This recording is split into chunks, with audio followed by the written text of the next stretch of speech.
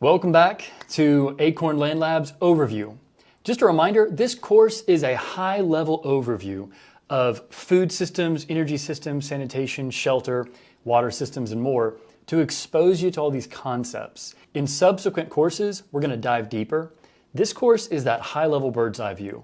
In this current section and chapter, we're going to be diving into food systems. Our food systems are almost certainly the trickiest area for us to fix. Overhauling our food systems is one of the biggest wins for creating a sustainable, thriving, healthy, and autonomous world.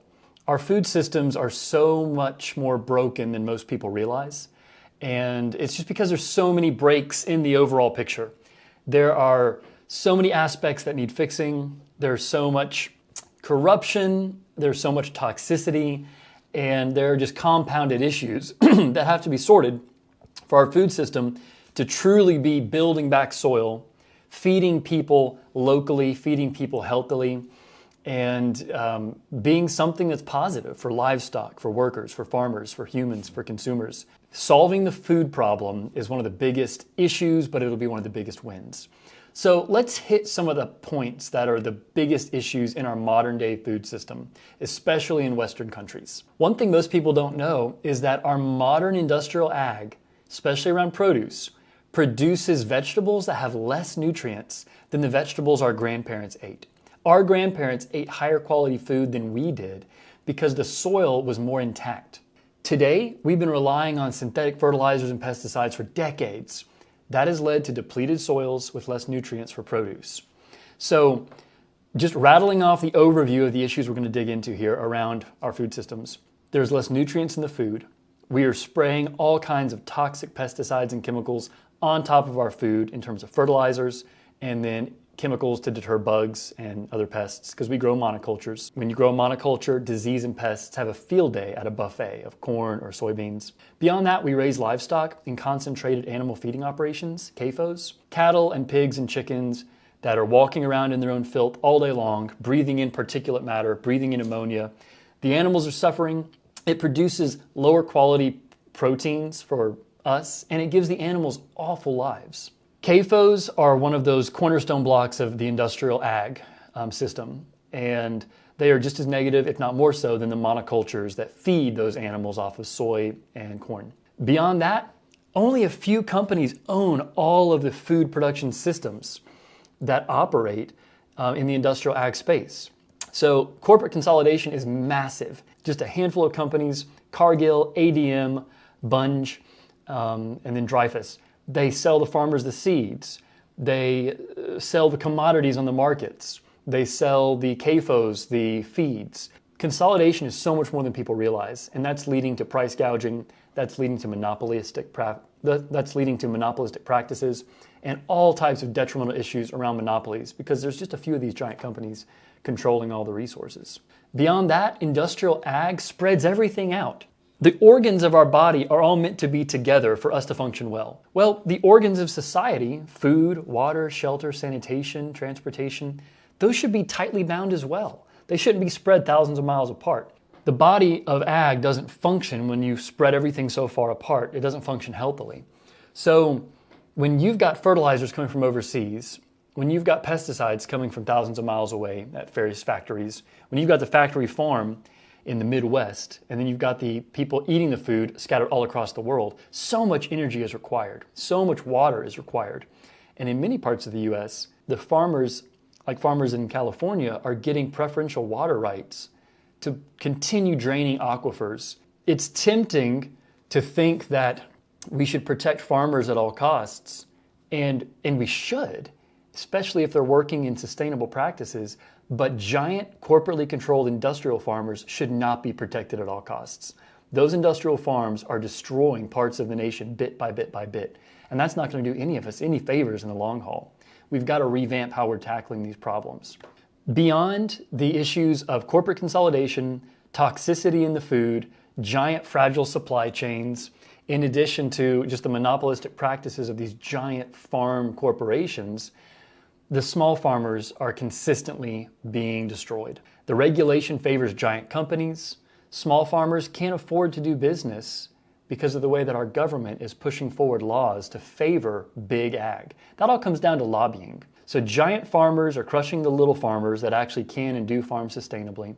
Beyond that, farmer average age is nearly at 60 years old. Farmers are aging out, and there are not enough young folks to replace them because no one wants to get into farming. Farming has one of the highest suicide rates of any occupation in the United States. Many people don't know that, but farmers are saddled with debt. They're beholden to the giant seed and chemical companies. They often can't name the price of their commodities because of the way our government has structured subsidies. Industrial ag farmers, there's a reason that they're depressed. There's a reason that suicide rates are high. They're in a broken system that is abusing them as operators. So there's a lot of doom and gloom around this subject matter. Between the food that is poisoning more and more people's bodies slowly over time, between the lack of opportunity for small farmers, between the increasing consolidation in the corporate powers, there's an uphill battle in changing the food system. Our current food system has massive supply chains that span the entire globe. That's why we saw shortages during COVID. These supply chains are brittle, they are fragmented, and they only work when all conditions are perfect.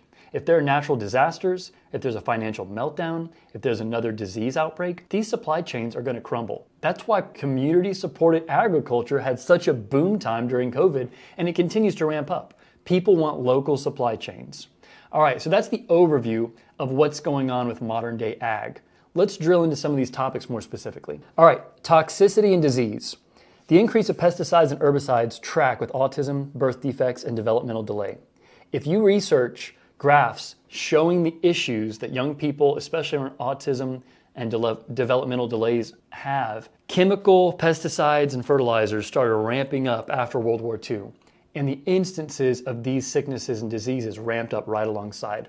I'll add some sources below in the section. The USDA Food Pyramid was created by food lobbyists. It's not for health. If you follow the USDA Food Pyramid that they pushed for decades, it'll put you at higher risk of eating diabetes. The USDA and the corporations that helped build that pyramid did not build it for your health. So if you see governmental letters, it doesn't mean that they haven't helped you out here and there with safety.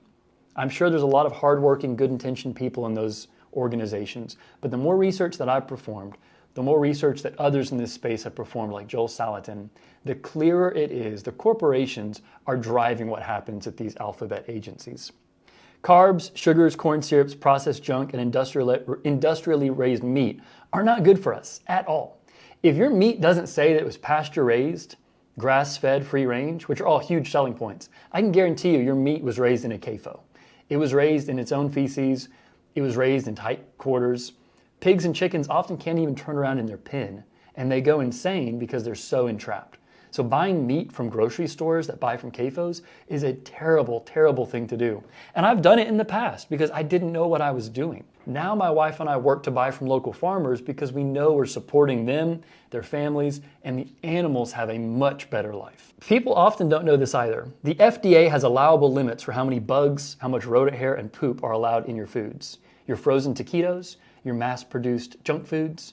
There's a legal amount of roach parts, rat poop, and other pieces of garbage that the FDA says, that's okay, that's a safe limit. The FDA says that's okay. Let that sink in. USDA inspectors have no way to truly monitor food quality at mega meat packing plants and other foods plants. There's such a huge amount of volume going through these plants.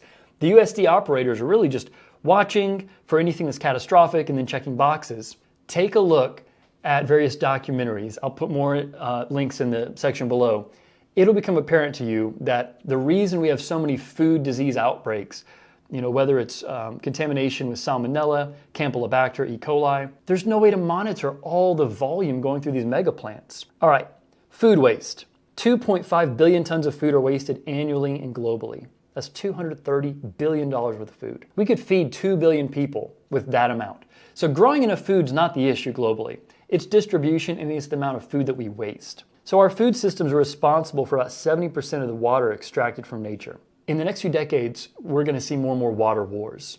California's aquifers are drying up, aquifers in Texas, overseas, South Africa, Cape Town.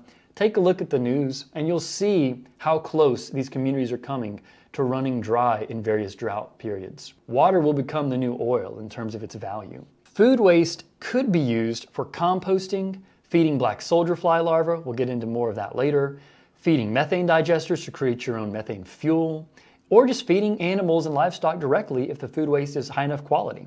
All right, one of the other major points with our issues with the modern day food supply. Supply chains are long, they're brittle, they're fragile. Our food should not come from thousands of miles away. In our grocery store down the road, there are blueberries from Publix, there is meat from Brazil. That used to be a novelty. Now it's just business as usual. But the amount of energy and the amount of waste in those giant supply chains is obscene. Our food should come from within 20 to 100 miles of where we live. That's the way it worked for thousands of years, and it's just better for all involved. Doesn't mean we can't still ship spices and coffee around the globe. Certain products are still very useful to be shipped, and many people don't want to give up their coffee, and I understand that. But your produce, your meats, your grains, that should come from way closer than it does currently. Corporate lobbying to protect big companies. Frankly, big companies, big lobbyists, and big government are stomping out little farmers. If you look up the data, once again, links will be below, small farms have been on the decline for decades.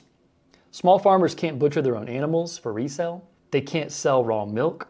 They need more and more licenses and equipment, and that's all under the guise of safety. It's not about safety. It's about control so small farmers can't compete with the big players. Corporate consolidation is leading to higher prices and price gouging. We've seen that during COVID. There have been instances where farmers have been sued when GMO pollen from Monsanto's crops have blown onto their non-GMO fields. Think about that for a moment. The wind carries GMO pollen from a giant industrial company, Monsanto, onto the non-GMO fields of another farmer who's just next door, and Monsanto then sues that farmer. You might have read a number of these articles. We're doing a brain dump here just to expose you to these concepts in this high-level overview so that you can begin to see just how broad the issue set is here. Then we'll address the solutions in the next few videos. Big companies profit immensely from being the middlemen. The US government subsidizes cheap corn, soy, and sugar for the giant farmers. So a few people are becoming fabulously wealthy off these mega farms, while the general public is getting cheap junk food that's impacting people's health, and small farmers are not incentivized to produce healthy food. So we already talked about how a carrot today has lost a huge percentage of its essential nutrients compared to a carrot back in the 1940s. So one stat in particular, carrots have lost 75% of their magnesium compared to the carrots of 1940. And the various nutrition levels are different based on what type of produce is being produced. But the fact of the matter is, as our soil quality decreases, the nutrients in our food decreases and we get sicker. So many fruits, vegetables, and grains today carry less protein, less calcium, less phosphorus, less iron, less riboflavin, and vitamin C than those that were grown decades ago.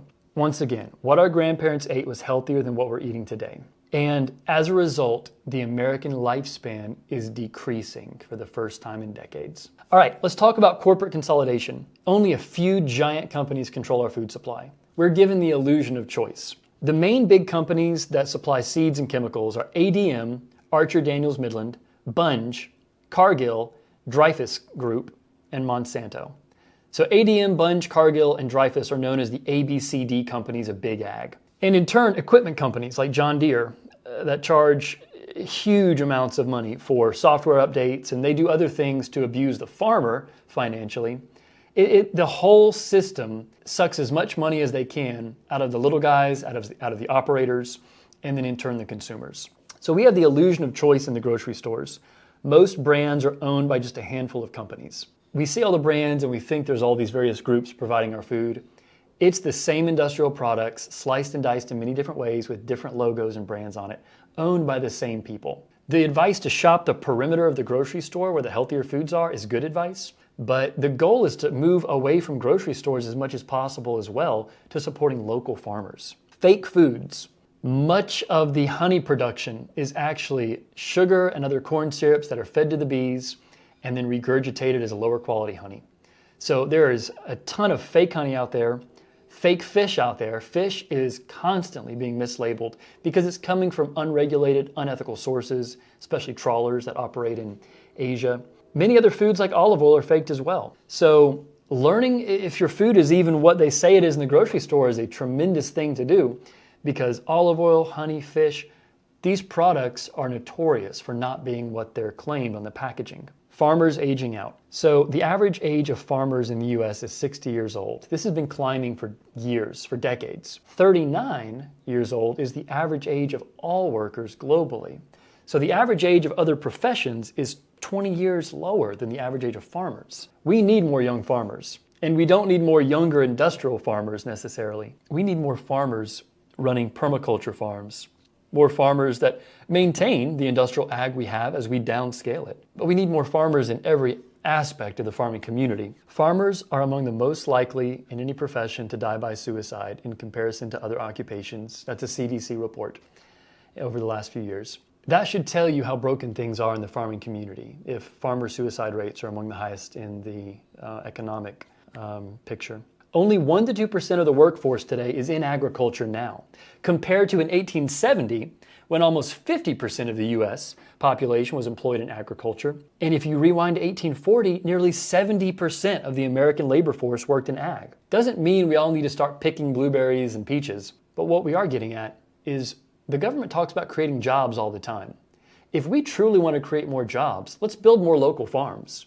We can have high quality work where people actually get out there, are in nature, not in a cubicle, using their bodies, and we're creating more work if we have more local farms. And it can be good work if it's structured properly. All right, so 1935 was when we had the most small farms that we ever did. We had 7 million farms in 1935. That number's been decreasing steadily ever since. All right, so we're summing up the other issues around our food system. Soil depletion, destruction, and runoff. Since farmers began tilling in the Midwest in particular, we've lost 57.6 billion metric tons of topsoil. It should be the other way around. We should be building topsoil, not having it all wash down the Mississippi River into the Gulf of Mexico. I've heard it said that topsoil is actually the #1 export in the United States, which is a terrifying thing. We export all types of grain and products and jet engines and software. By volume, if we're exporting more topsoil than anything else, it means we are literally flushing all that nutrients to grow future food down the drain. Modern farming has a huge reliance on chemical inputs, and those inputs are depleting. Affordable phosphorus is running out. Fertilizers like nitrogen take huge amounts of energy and in turn money to make. NPK, nitrogen, phosphorus, potassium, burns out the soil. It's not enough for healthy food. Compost has so many nutrient types that we can't even fully list because we don't fully understand it. Where NPK is so reductionist, it burns out the soil and it leads to farms that desertify. They eventually turn to desert land. We've seen this all across the world. Rather than building up soil, NPK farming with lots of tillage destroys soil, eventually leading to deserts. Industrial agriculture has a total reliance on fossil fuels between fertilizers, tilling, harvesting, and trucking all that produce to stores. Without fossil fuels, the entire food system today just breaks. It falls apart. Fertilizer runoff. Nitrogen in particular, when it's applied in excess on fields, it'll run off into waterways, find its way down the Mississippi and other large rivers, and then create dead zones, like the dead zone in the Gulf of Mexico, killing off fish and other species that could otherwise add biodiversity to these systems. All right, 3 more points for the issues in modern day farming. Now, I want to convey these points with a balanced approach. If all the industrial ag stopped today, millions would starve. We can't and shouldn't stop it immediately today. We have to ramp down with more regenerative techniques. Having grown gardens, having raised livestock on a small scale in an urban and suburban environment, I know that it's incredibly difficult to grow food. So I am thankful for any farmer who's helped put food on my plate, whether they're industrial farmers, permaculture farmers, organic farmers. I respect any and all farmers, in particular the actual human farmer, not necessarily the corporate farms and the corporations, but I respect the men and women who farm, no matter how they do it, for feeding the world. We just have to change the way we're doing it if we're going to continue doing that for the long term. So the final 3 points, there's a massive focus on cheap meat, especially for the fast food industry here in the US. CAFOs, concentrated animal feeding operations, and their pollution are catastrophic. The manure lagoons in North Carolina, the chicken houses in Georgia and the Midwest, the feedlots with cattle in Amarillo, you can smell them from miles away. A healthy farm doesn't stink. The animals are up to their elbows in manure. They're breathing in manure particulates that hurt their throat linings. They're sicker, they have more disease, they're pumped up on antibiotics. Animals being concentrated in factories is just wrong. It's not good for the animal, it's not good for the human. If we can't raise meat ethically, we shouldn't be raising it. It should not be in concentrated animal feeding operations. It's those concentrated animal feeding operations that lead to deadly outbreaks of Salmonella, E. coli, Campylobacter, and other deadly contaminations. And it's not just beef and chicken that lead to those outbreaks. Peanuts that get infected with those various pollutants. Leafy greens. When you've got a CAFO near a leafy green plant, you're going to end up having contamination one day. And people die every year from these contaminations. Processed foods. We grow so much soy and corn for cheap processed foods or cheap processed meat. Fast food, cereals, chips, cookies, anything in a box basically contributes to so many diseases, including heart disease, depression, anxiety, cancer. People know this, but they don't know that our government subsidizes these garbage foods. And finally, skyrocketing health issues in America. If our food system is so broken and built totally for profit and not for health, it's no surprise that our health insurance is sky high. We have a sick nation. It's no surprise that hospitals are closing because they can't cover costs. Insurance costs keep rising. A broken food system leads to a broken medical industry. And the pharmaceutical industry is thrilled because you can't make money on healthy people. You can't make money on dead people. You can make a ton of money on sick people. And the US is full of sick people. Okay, that was a lot of difficult stuff, and it's very grim and sometimes depressing to talk through just how broken our food system is. We're going to unpack all these specific actions over the next few videos, but I'm going to go ahead and give you a shortcut for what you can do to improve all the brokenness we just described. So, things you can do. Start composting your food waste into new soil. That reduces food waste. Support a local farmer through community-supported agriculture. Just Google local CSA. Find a local person to buy eggs from. Buy local raw milk if you can find it, local honey, or local cheese. Go visit the farm. A good farm that's doing things responsibly will be happy to have you there. Big industrial farms and CAFOs make it illegal for you to visit, and that's for a reason. Stop supporting fast food. Stop supporting industrial meat from grocery stores. It's one of the biggest things you can do right off the bat. Purchase locally raised meat from a regenerative farm. You want pasture-raised pork, chicken, beef, turkey, you name it. You want it raised on pasture, you want it rotated. You do not want to buy meat from a CAFO. Start growing your first herbs or veggies. Not everyone's got a backyard. If you're in an apartment, start with veggie bags on a windowsill or a balcony. Start growing your own wherever you are. Get your first few chickens to raise eggs. That sounds more intimidating than it is. You could spend $200 and build a chicken coop out of pallets and buy your first 4 chickens and get going. Start learning about raising your own pigs, rabbits, or goats. That definitely seems more intimidating, so maybe start with chickens, but it'll happen faster than you think when you dip your toes in the water. The key comes down to 2 words, local and then permaculture. If you don't remember anything else from this course overview from Acorn Land Labs, remember the word permaculture. We're about to dive in to the ideas around permaculture and how that's a toolkit for solving these problems from industrialized, centralized agriculture.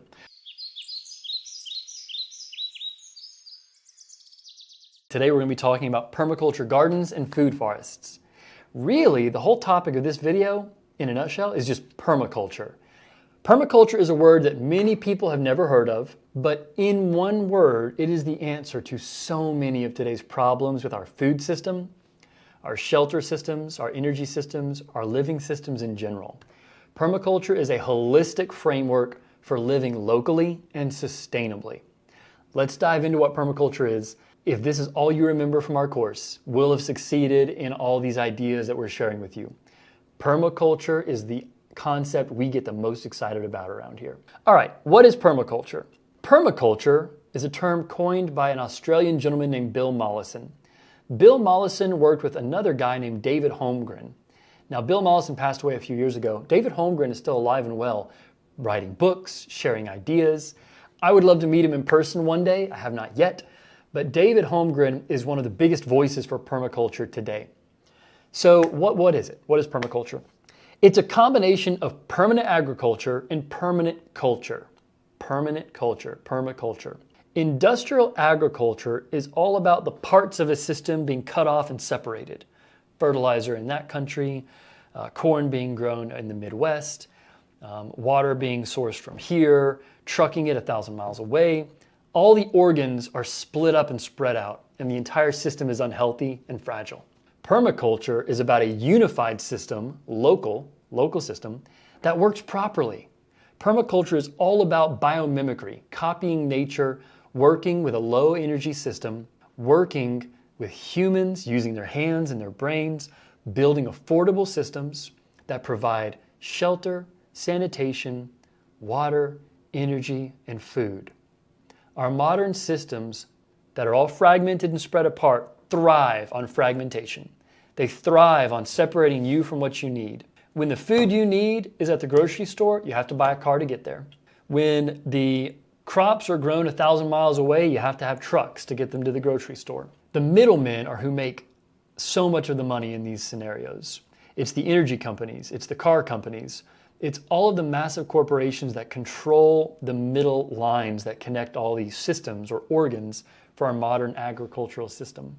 With permaculture, you bring it back together like a healthy body. If my stomach and my brain and my heart and my liver were all 30 feet apart, connected by little pipes, my body wouldn't work too well. I would be completely reliant on whoever controlled those pipes, keeping all my organs connected and hooked up together. That is a fragile, dangerous, expensive way to try to live. The proper way for my body to function is my body being unified, being a whole, being together. That's the best analogy I have for why permaculture has to be local, and that's why it works.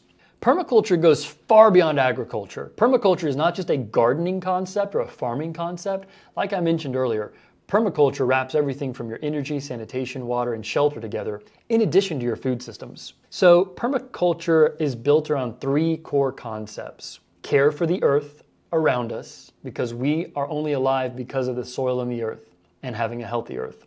So care for earth, care for people. Modern corporations really don't care about people. They are just a means to the bottom line. People are numbers and they are profit or their liabilities. Care for people, care for earth, care for community. The only way we humans actually can collaborate and work well together is by forming community. Over the last 100 years, in particularly since World War II, since the design of the suburbs in post-war America, we have become so individualized, so atomized. We really have all become trapped in our little castles, earning as much as we can, buying as much as we can, being cut off from real community. Now, I'm not advocating for communes or communism at all. Our team believes that small business and small capitalist principles are beautiful things. Now, today we live in a hyper-capitalist world. That's a topic for another video.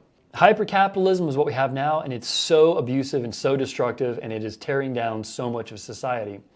A healthy, small capitalist society with small businesses, that's what we need to move back to. Permaculture enables that. So permaculture, 3 concepts: care for earth, care for people, care for community. Here's a list of permaculture concepts we'll continue to touch on as we move forward. Permaculture animal systems like rotational grazing for cattle, for chickens, for sheep, for pigs. Permaculture gardening, so using wood chips and compost and digging out swales, moving the earth around so you don't have to irrigate as much or at all. Ecological food systems like food forests, increasing biodiversity with pollinator gardens. Composting, and then waste systems that use composting. We shouldn't be using these giant municipal sewage systems, especially in suburban or rural areas where we can treat sanitation on site. Now, cities are a whole nother deal. We're not going to get into solving problems for cities. That is going to take a different team. That's going to take a whole different line of thought. So we're not saying that there shouldn't be sewage systems anywhere. Anywhere like a mega city is going to have them.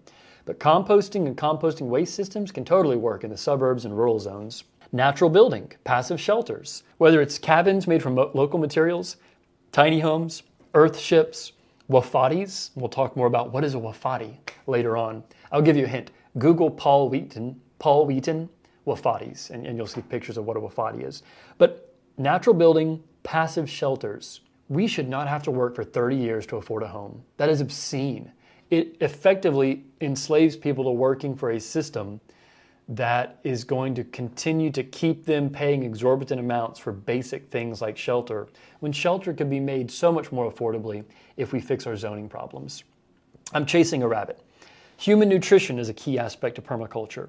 Earthworks, how to shape and terraform your gardens and your yards and your homestead to best retain water and build soil.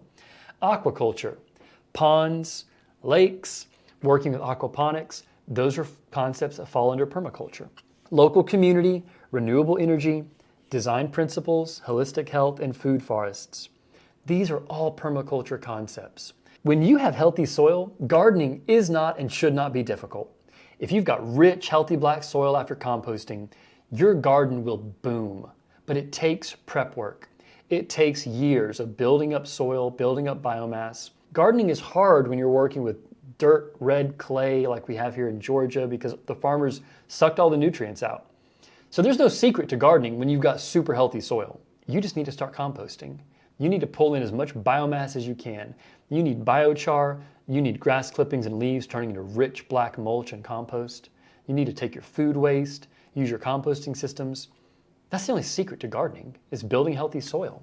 So we're going to wrap up this introductory section on permaculture concepts and food forests by talking about your next actions. And I realize I haven't spoken much to food forests.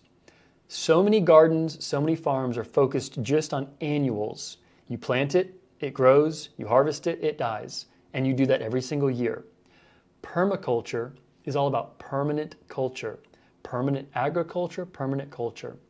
A food forest is when you plant fruit trees, nut trees, bushes, various low-lying berries, and other perennials that come back year after year after year to continue producing food.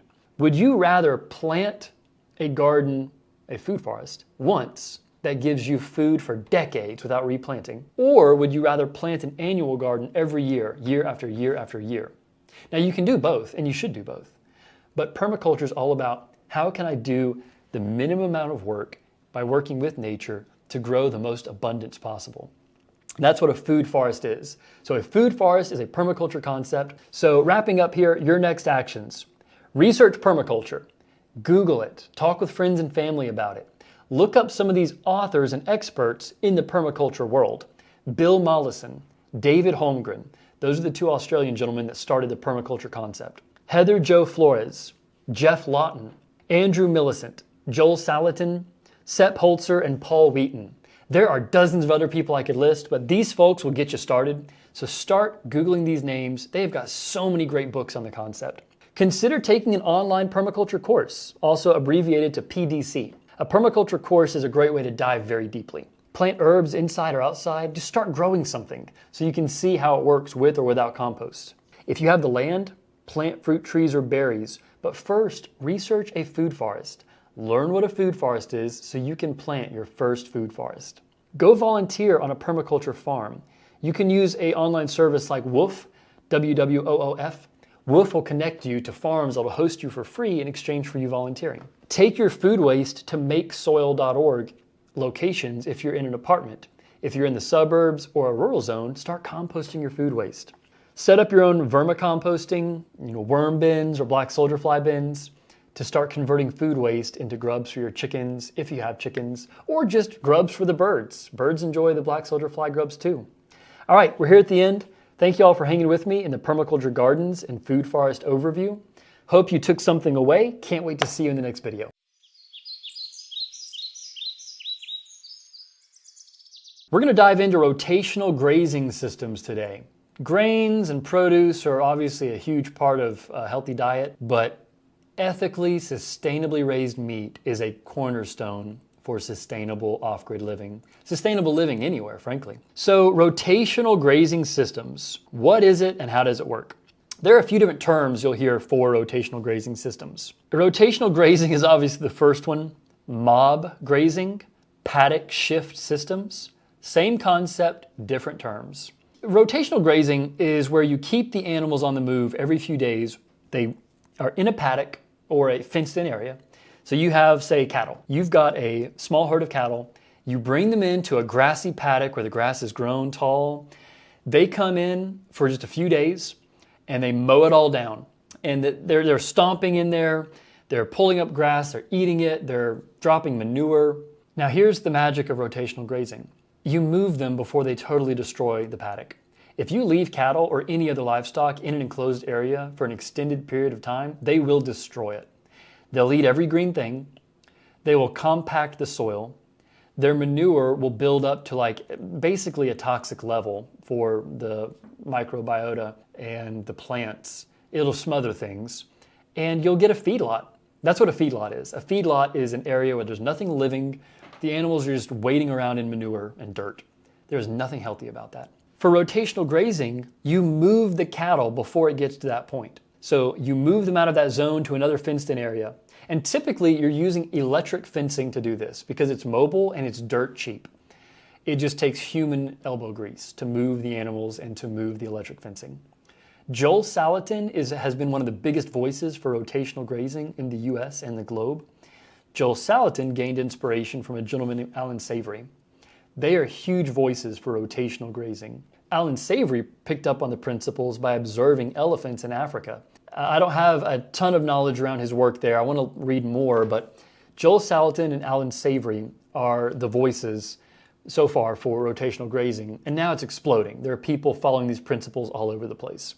So when you move the animals, whether it's cattle, sheep, pigs, chickens, or many in combination, from paddock to paddock to paddock, when they tear off the grass and eat it as herbivores, as the cows do, the grass is going to lose its lower roots.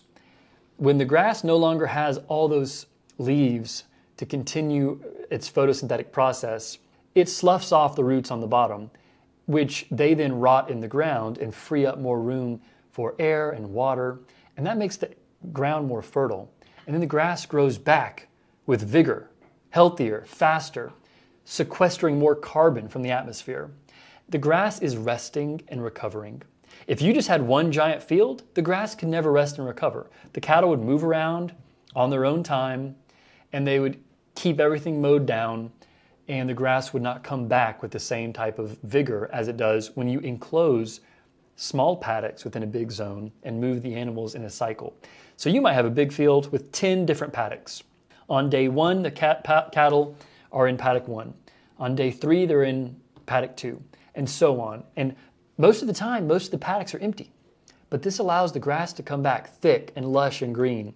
The cattle tramping down manure, the cattle urinating, the cattle eating all these bites of grass, that stirs up the ecology, allowing for the grass to get fertilized and then grow back when the cattle have moved. Rotational grazing involves the management technique of confining and relocating animals across pastures with the aim of enhancing soil, vegetation, and animal well-being. During this practice, a singular section of the pasture is utilized for grazing while the rest of the area undergoes a period of rest. This is achieved by partitioning pastures into smaller divisions known as paddocks and shifting livestock from one paddock to the next.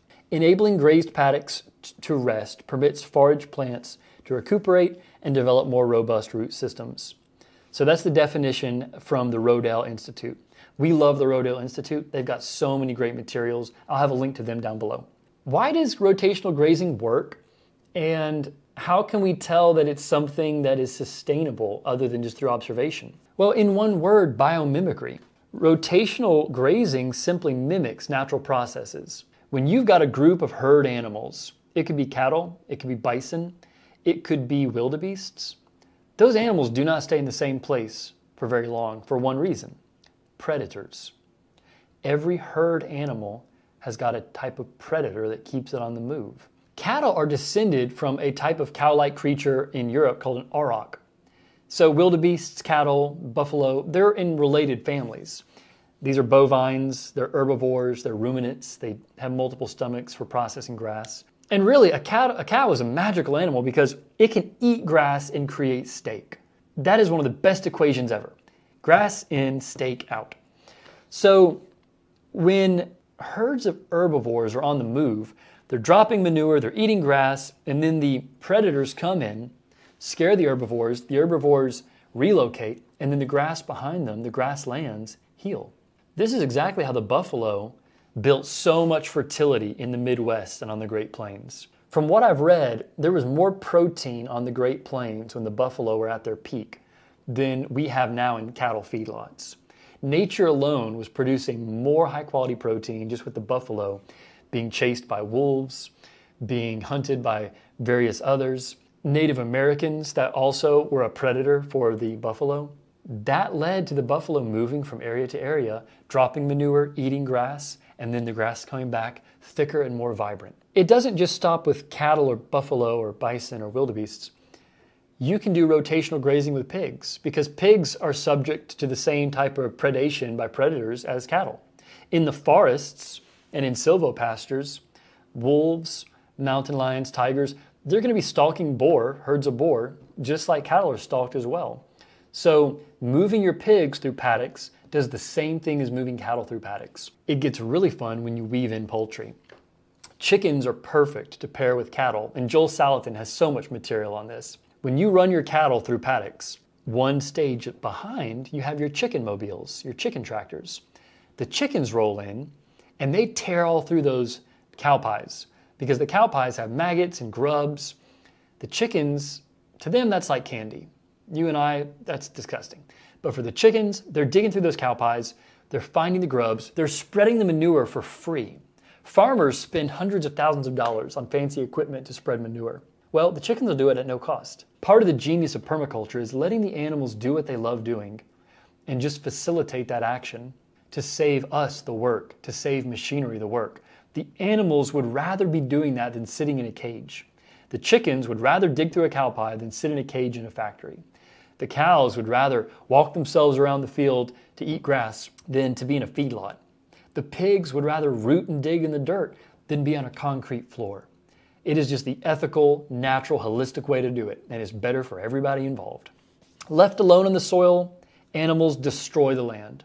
When they're managed properly with electric fencing and humans to guide them, that builds up soil. It sequesters carbon in the soil, in the grass. You're producing high-quality protein, and you create jobs because you need more people to operate this type of system. When you've got so many species mixed together, these animals are not reliant on antibiotics the same way that animals crowded in concentrated animal feeding operations are.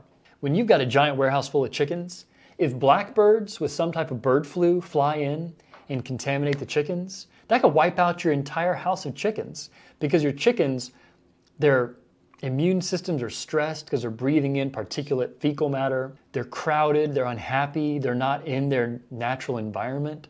That flu could wipe out your entire warehouse of chickens. But if you've got chickens and cattle mixed together with other animals on your pasture, in fresh air, living where they need to live, they are so much less likely to contract various diseases. So they're not going to need the antibiotics. They're not going to need the same level of chemicals. I'm not saying you wouldn't ever utilize these things if something did occur, but regenerative permaculture farmers find time and time again that their reliance on antibiotics and chemicals falls when they work in a biomimicry model. One of the things that I love about rotational grazing is it can be done with just a few animals or hundreds. It's very scalable. Rotational grazing is also dirt cheap from an infrastructure perspective. When you build a giant chicken house, you're going to spend $500,000 for the concrete and for the structure and all the fans. And the big chicken companies like Tyson or Purdue are going to make the farmer take out the loan to build that. The farmer is saddled with debt, the chickens are miserable and unhappy, and then this giant corporation is profiting from the work of the farmer and the suffering of the chickens. It's just a raw deal for everyone except the big company. When you're able to have rotationally grazed animals, it is so much easier to not spend any money on concrete or steel. You're able to just spend a little bit of money on electrical fencing and then move those animals around on pasture. It is just better for everyone involved. And I'm sure that with all the scrutiny with various documentaries and the media, big CAFO producers are trying to improve some of the conditions in their giant warehouses, and that's a good thing. It would be amazing if these big names changed things around to be more ethical, but we're not seeing it happen fast enough.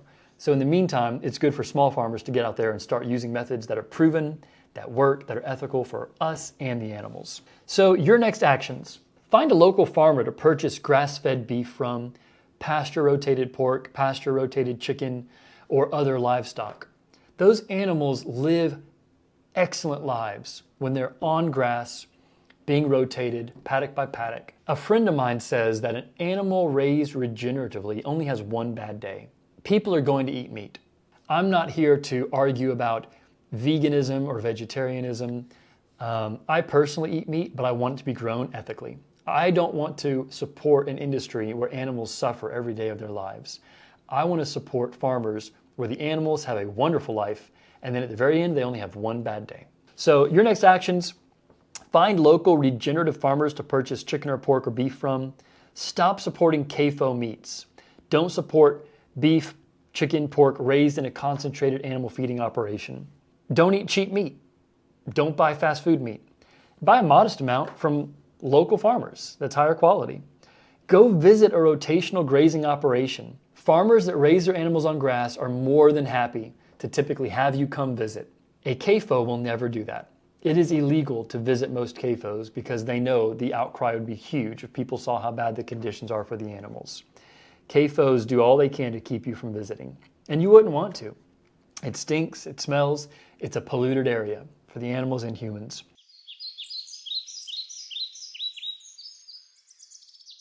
Today we're going to dive into chicken and fowl.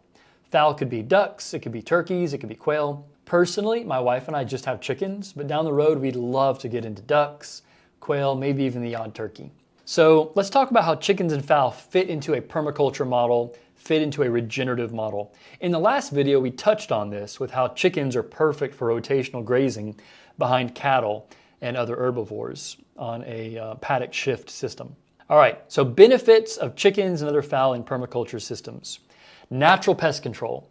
Chickens and other fowl help control insect populations by foraging for pests.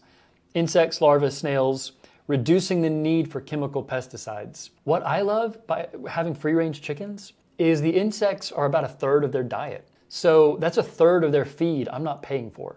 Nature is supplying that chunk of the chicken feed because the chickens are free-range and they'll find the bugs on their own. Weed management. Chickens and fowl can assist in weed management by consuming weeds and preventing them from spreading and competing with desired plants. This is a tricky one if you have a garden. There's so much that we're learning year by year. In the early days, I did not know that chickens would totally eat my garden. I learned that the hard way. I had raised beds, I had no fence, and the chickens just destroyed everything I planted. So you can believe, in pretty short order, we installed a fence and a gate to keep the chickens out. Once in a while, they still jump the fence and get in there, but my produce can actually survive now. I have heard, now I haven't done this myself yet, but I've heard ducks will eat all the insects before they start eating your plants. So you can let ducks into your garden, theoretically, and they'll eat all the bugs, and then you get them out before the bugs are all gone, so they don't eat your plants. But I will tell you this, chickens will totally eat your garden. So you don't want chickens and your garden together, they're not gonna coexist. But for the rest of my yard, I hardly ever have to mow because my kuni pigs and my chickens keep my grass at just a few inches. Once in a while, I will mow just to make it look a little tidier, but my animals do most of the mowing for me because they're eating grass and weeds. Soil aeration. Scratching and pecking behavior of chickens and fowl helps loosen and aerate the soil, improving its structure and water infiltration. Our chickens are supposed to be on earth. Chickens are not supposed to be in wire cages or on concrete in factory floors. They're just not. That's not how a chicken expresses its chickenness, as Joel Salatin would say.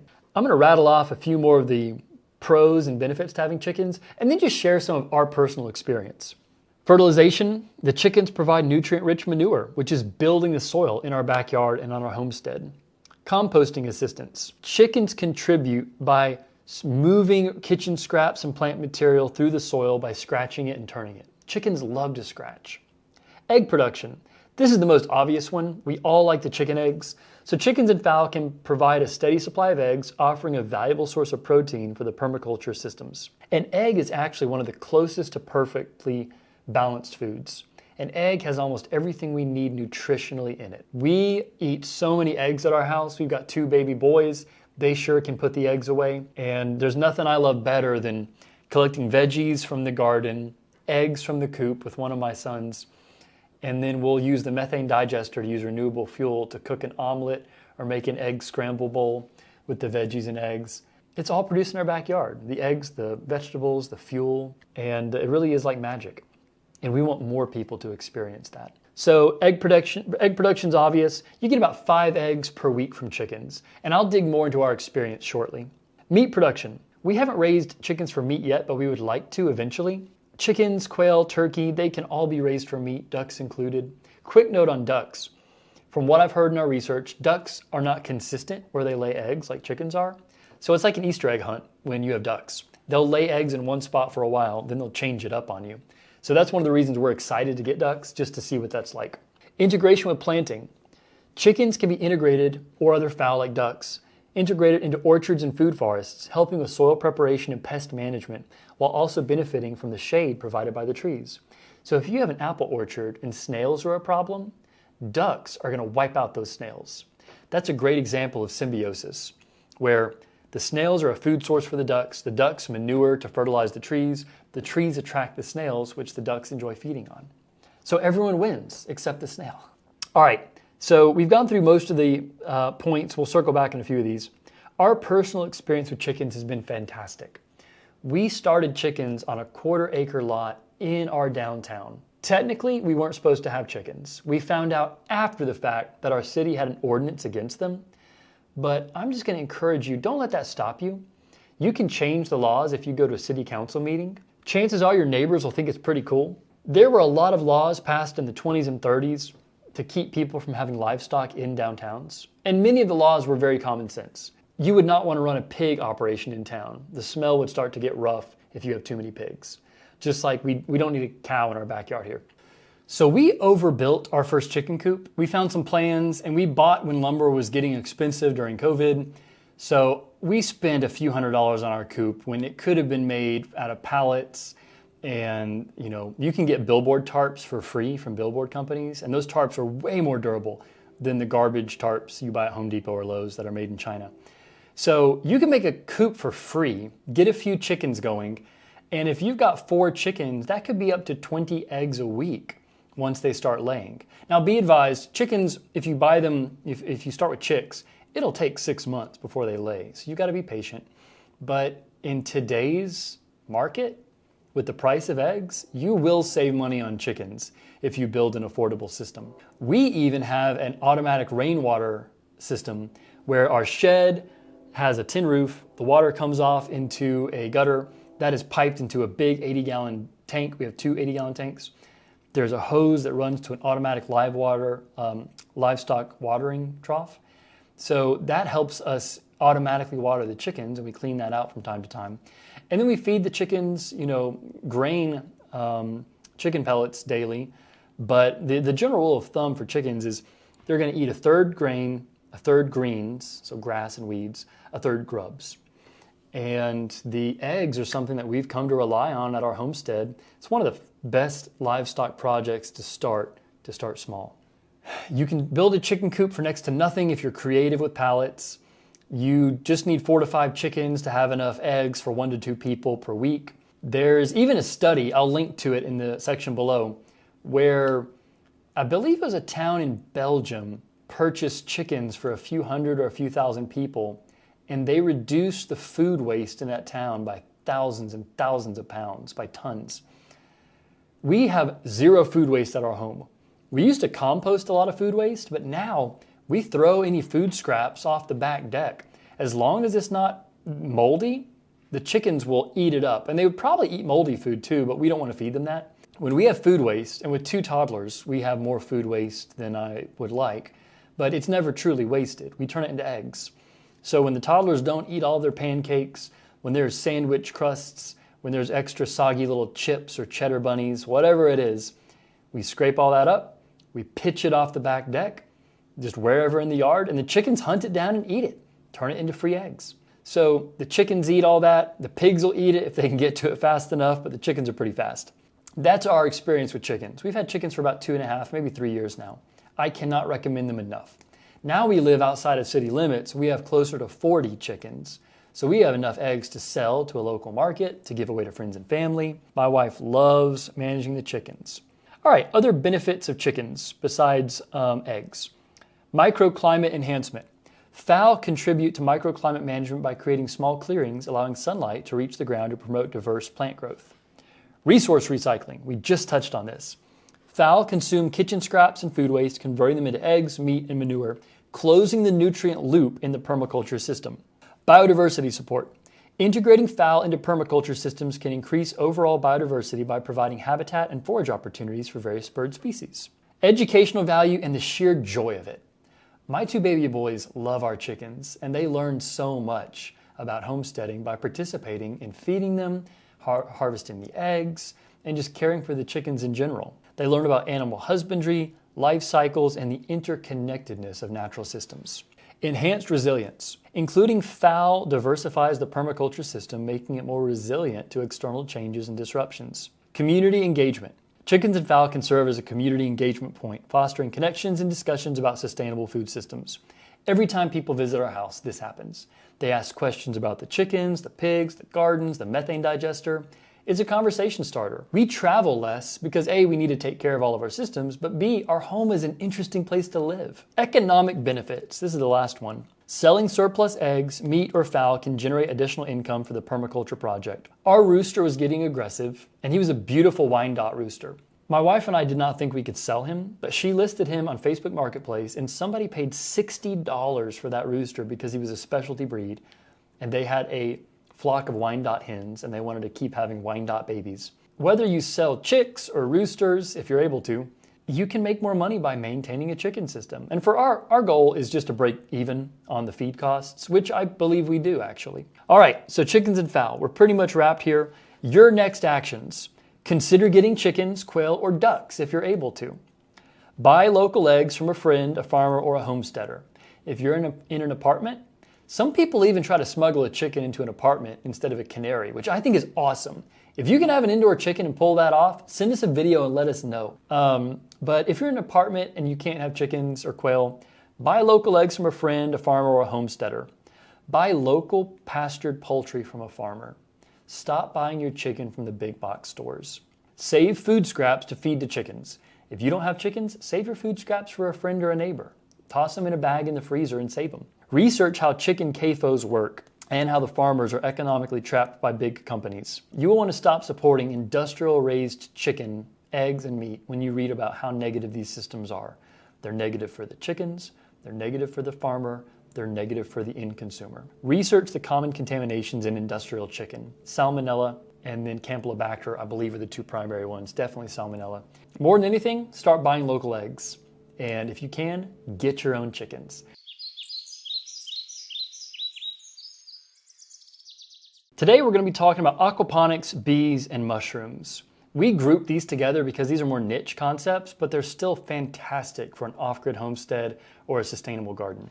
All right, let's dive into the nitty-gritty. Aquaponics. Aquaponics is when you have got a water system. It could be an in-ground pond, but typically it's IBC totes or tanks. And then you're cycling water with pumps and hoses into grow beds where you're growing herbs, tomatoes, other vegetables, produce, but mostly leafy greens. Aquaponics is a really awesome example of symbiosis where you've got tilapia, which is most commonly farmed in aquaponics, although you can do catfish, crawfish, trout, sunfish. So you've got tilapia in the aquaponics tanks. They eat their fish food and then they make poop in the water. That adds nitrates and nitrogen into the water, which is contaminating it to some extent. I mean, it's muddying the water. So that's actually plant food. You want to pipe that water to the plants. The plants are sucking that up, and then they are using that as their fertilizer source. And typically it involves having a timer or a bell siphon to raise the water and lower the water on an interval, so the roots are not always in water. But what happens is the plants purify the water, and the water is pumped back to the fish. The fish keep living in their tank, defecating in the water, peeing in the water, and then that goes back to the plants. So that is the symbiotic relationship. Aquaponics is a great way of knowing what your fish are being fed, knowing how your plants are being fertilized, and having both systems helping each other. A pond that is set up properly with reeds, rushes, and other vegetative just matter that has a whole ecosystem is the perfect example of symbiotic aquaponics, frankly. So if you've got natural ponds, then stocking fish and planting the right, edibles along the edge of the pond, that can have a similar result. But aquaponics is really well suited for urban environments, even apartments, and suburban environments. So there are many different how-to aquaponics videos. We just wanted to touch on it as a really cool building block in off-grid living and permaculture systems in a tight urban space. So some of the benefits of aquaponics are resource efficiency. You're combining aquaculture, which is fish farming, and hydroponics, soilless plant cultivation, utilizing the fish waste to fertilize plants, and then you're cycling that nutrients through the entire system. You're conserving water. Aquaponics uses a fraction of the water of other aquaculture techniques. So the water recirculates in the system using less water than many comparable soil-based agricultural systems. Year-round production. That's a really cool one if your aquaponics is in a greenhouse or indoors. A controlled indoor environment in aquaponics allows for year-round production of veggies and fish, regardless of external weather conditions. Many of the fish being hauled out of the ocean have been tested and have microplastics or high lead in their flesh. So when you're eating fish from the ocean, chances are you're getting microplastics, and if you're eating predatory fish like tuna, you're getting high lead levels from all the various pollutants that go into the ocean nowadays. So reduced environmental impact, minimizing the runoff and the nutrient leaching into natural water bodies due to having a closed loop system is huge because it reduces the environmental impacts associated with conventional agriculture. Diverse crop options. Aquaponics supports a variety of crops, from leafy greens to herbs and even fruiting plants, enabling diversified yields. Education is probably the biggest benefit of aquaponics. It's fantastic for schools, homeschools, educational facilities. It's a great way to teach students about symbiosis and maintaining systems that help each other in a natural way. Space efficiency. That's the biggest reason it's popular in urban centers. We don't have our own aquaponics set up here yet. That's on our list. We're excited to set that up. But for the time being, we purchase a lot of our tilapia and our leafy greens from a local aquaponics facility. They have a warehouse, they have giant tanks where the tilapia live. They cycle that water into the raised beds. They're called Alo Farms. So Alo Farms in Peachtree City is where we buy all of our tilapia, a ton of leafy greens. They do a phenomenal job. I do not buy tilapia from overseas. Fish and shrimp overseas are fed so much garbage. It is a toxic place to source seafood from. There's just not enough control or regulation. There's not enough oversight. I've read about chemical spills, dead carcasses of other animals, even chicken manure being fed to tilapia and shrimp in overseas aquaculture setups. So I will only eat tilapia if it's grown in an aquaponics setup where I've seen the feed and I've met the farmer. All right, that is it for aquaponics. Let's talk about bees. Honeybees are a great addition to a homestead because you're ramping up the pollination on site. Now, people often hear that the bees are in trouble, and with all the pesticide use, the colony collapse disorder, there are a lot of issues with honeybees. But the bees that are truly under threat are the native pollinators, like the ground bee or the leafcutter bee. People don't know about these solitary bees. These solitary bees are specialized to pollinate specific plants, apple trees, various types of squash or blueberries. These pollinator bees, they have got the right gear, their various pollinating parts, and I don't know those terms. I think proboscis is one. These bees, these solitary bees, they are specifically suited to pollinate plants more efficiently than honeybees. Honeybees can pollinate a great many crops, from squash, tomatoes, various types of, almonds. But when we talk about bees being under threat, it's the pollinator bees that are often being outcompeted by honeybees. Their habitats are being destroyed. So we want to increase the habitat for both pollinators that are solitary bees in addition to honeybees. So whenever you hear about bees being in trouble, don't just think about the honeybees, think about the pollinators that are the solitary ground bees as well. Growing up, we had beehives with my dad. Some of my favorite memories, setting up the smoker, building the beehives, making sure that the bees have got a clean zone that's free of mites. And I'm sure a lot of the things that we did growing up with our beehives were more akin to industrial bee farming, which we need to move away from. The smoker does calm the bees. I would need to do more research to see how detrimental that is to them. We sometimes used antibiotics on the bees. We would feed the bees sugar water. The more I've read, the more I've realized you do too much of that. That's why your hives collapse. Too many antibiotics. Your neighbors are probably using Roundup. That kills bees. If you're feeding your bees sugar water, sugar's not good for us. It's not good for the bees either. It's important to research how to properly have honeybees, we are likely taking far more honey than we should from most beehives for them to continue to live in a sustainable fashion. But having your own beehives on site is a fabulous way of sourcing a little bit of honey and pollinating your gardens more effectively. So having bees gives you honey production, increases biodiversity support. Once again, it's a great system for education, and it'll enhance the health of your plants by having these pollinators on site. So we've covered beehives. Aquaponics, beehives are great additions to a homestead. Mushrooms. We've only just recently started growing our own mushrooms outdoors. We've grown indoor mushroom kits for a while, but mushrooms are a fun project to incorporate whether you're in an apartment, in the suburbs, or in a rural zone. So you can grow shiitake mushrooms on logs. You drill holes, you take your wooden plugs that are inoculated with mushroom spores, you drive those into your log, and typically you soak your log for a few days to get it waterlogged. You drive the mushroom spores into the drilled holes on your log, you cover it with wax, you seal the ends of the wood log with wax to keep moisture in, and then you let it sit. And those logs can have flushes, which is a batch of mushrooms, year after year. So shiitakes can be grown on logs. Oyster mushrooms can be grown in straw.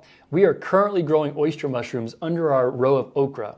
We have a bed of straw. The okra provides the shade. The oyster mushrooms are breaking down the straw and the other biomass under the okra.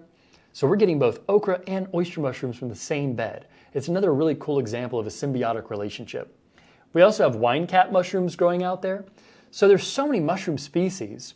I am not well enough educated or brave enough to go harvest my own mushrooms in the forest.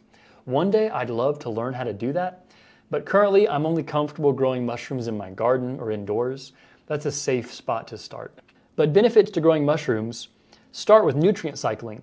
Mushrooms play a vital role in breaking down organic matter, recycling nutrients, and converting them into forms that are accessible to plants, like our oyster mushrooms are doing for the okra.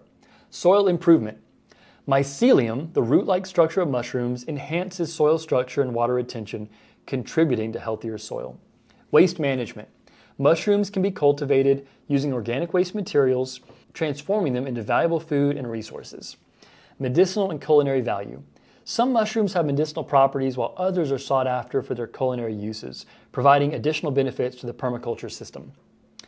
Microclimate enhancement. Mushrooms add more biodiversity. The more biodiversity, the better. The decomposition process of mushrooms contributes to carbon sequestration. We've got plenty of carbon floating around. The more we can pull it into mushrooms and plants and grass, the better. All right, so we just touched on these three basic concepts. Bees, aquaponics, mushrooms. These are great niche projects for a homestead because they provide you with local fish, more greens, mushrooms, and honey. Many people don't know this can all be done locally. You just have to get started. Start small. All right, your next actions. Start buying local honey and local pollen. Local pollen and local honey can help with your allergies. Consider getting into beekeeping if you have the space. Bees require a lot of training to get started with, but there's so much information on the internet. You can even have a beehive on top of an apartment building if you've talked with the super and have permission. Plant a pollinator garden. If you can't have bees, plant what bees need. Find an aquaponics shop to support. You might actually have a local aquaponics business you can support. Aquaponics can be pretty finicky. You've got to get the pH balances right. It's easy to kill your fish. Aquaponics is not easy. It's a great project if you like to tinker. But if you can find a local aquaponics shop to support, that might be the best scenario. That's what we're doing currently. Consider building your own aquaponics system if you like to tinker. Stop purchasing farmed salmon and most oceanic fish. There are certain types of wild-caught fish that are still fine, but in general, fish are going to have microplastics, higher levels of mercury. The ocean is in dire straits. Our oceanic fishing grounds need to recover. So the more aquaponics we can do for the next few decades, the better off the ocean is going to be. We don't realize how complex the issues around international law or the lack of thereof is in the oceans. There are so many illegal trawling operations where fishermen, especially in Southeast Asia, are often caught up and used effectively as slave labor on the fishing trawlers. The conditions are terrible. The trawlers rake the bottom of the ocean and kill so many species while looking for the species they can sell for money. So supporting aquaponics is actually critical to enabling communities that are on various island chains to have enough fish to support themselves, but also not doing more damage to the fisheries that exist. In a perfect world, those fisheries will be given enough time to heal and restore, in which case there'll be so much fish out there for humanity. But right now, many of the top species like tuna have declined by 90% or more. As much as I like seafood from the ocean, we're eating less and less of it just to watch our own health between the microplastics, the mercury, and knowing all the damage that's done with illegal fishing operations. All right, learn to safely forage for mushrooms or grow them at home. I would recommend growing them at home to begin with. I'm still not brave enough to go forage because I haven't taught myself how. Grow a mushroom kit at home from oyster mushrooms or shiitake mushrooms. Buy one of the logs that you can set up in your backyard, or source your own logs and buy a shiitake mushroom kit. All right, that's a wrap. That's the end of aquaponics, mushrooms, and honey. I will see you in the next video.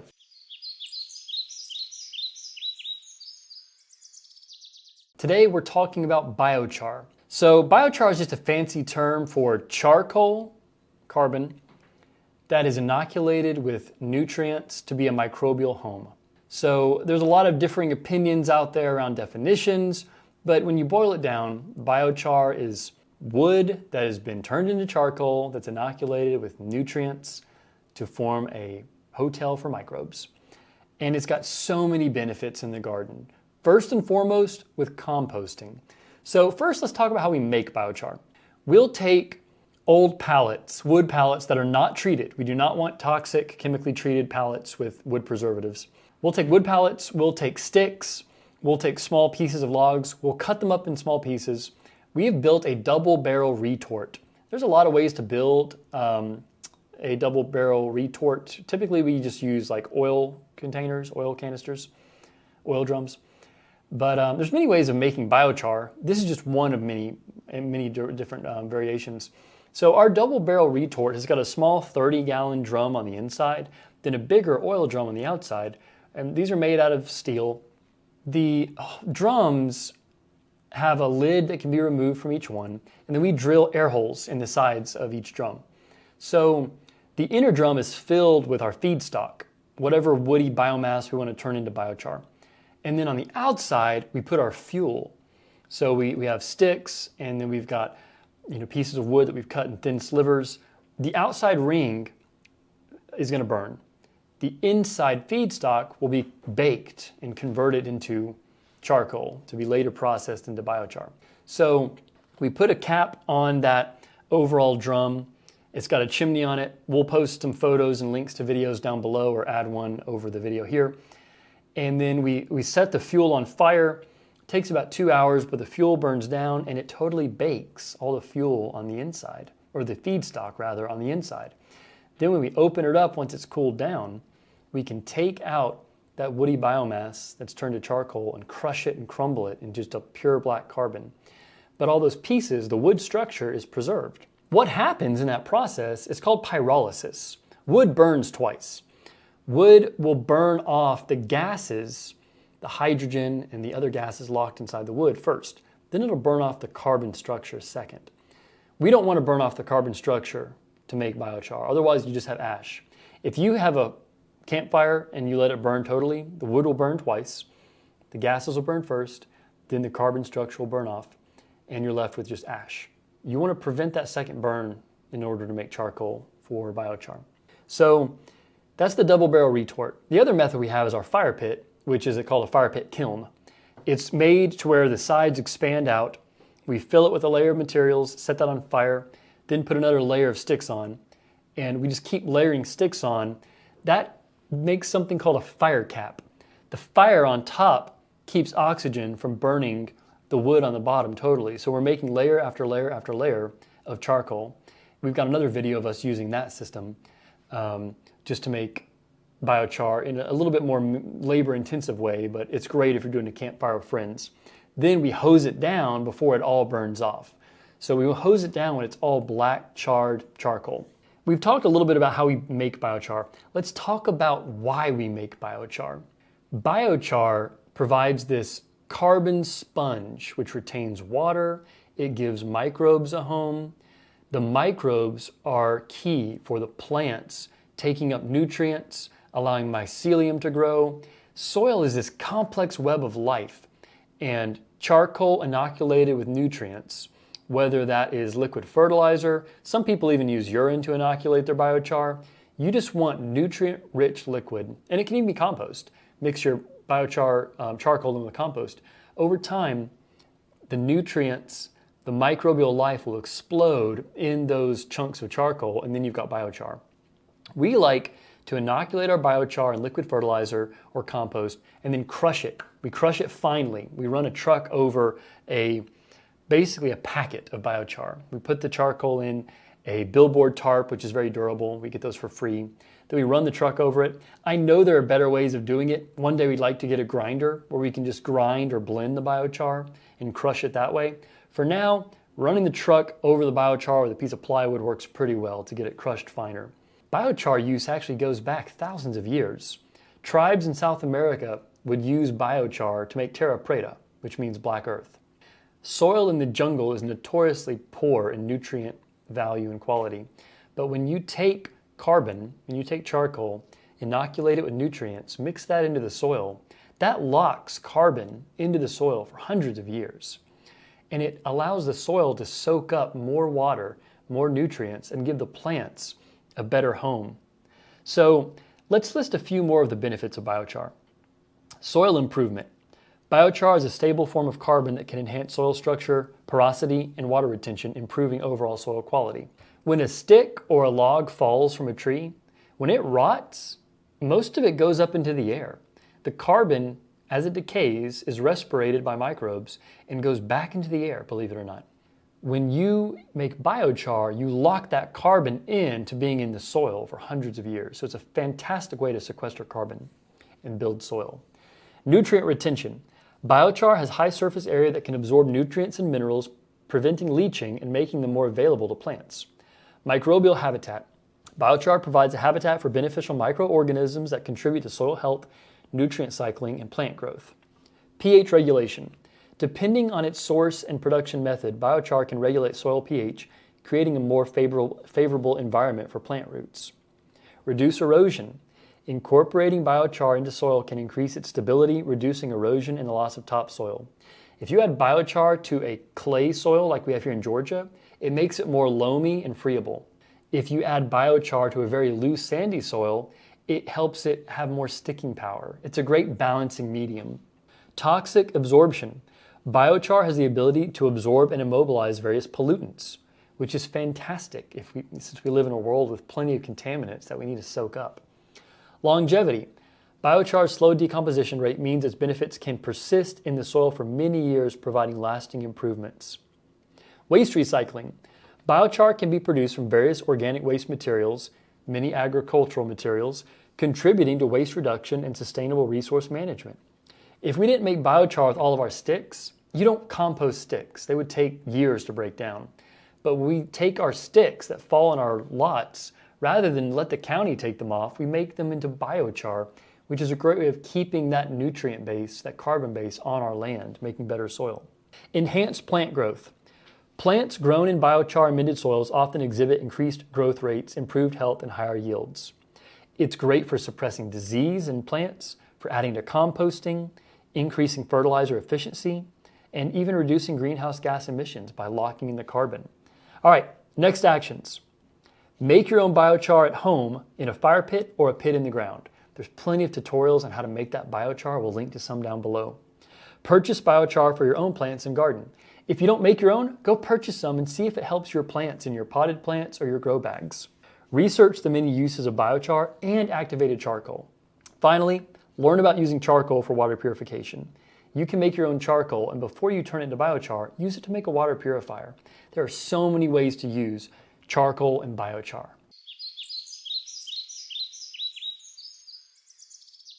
Today we're going to be talking about black soldier flies and red wrigglers, worms.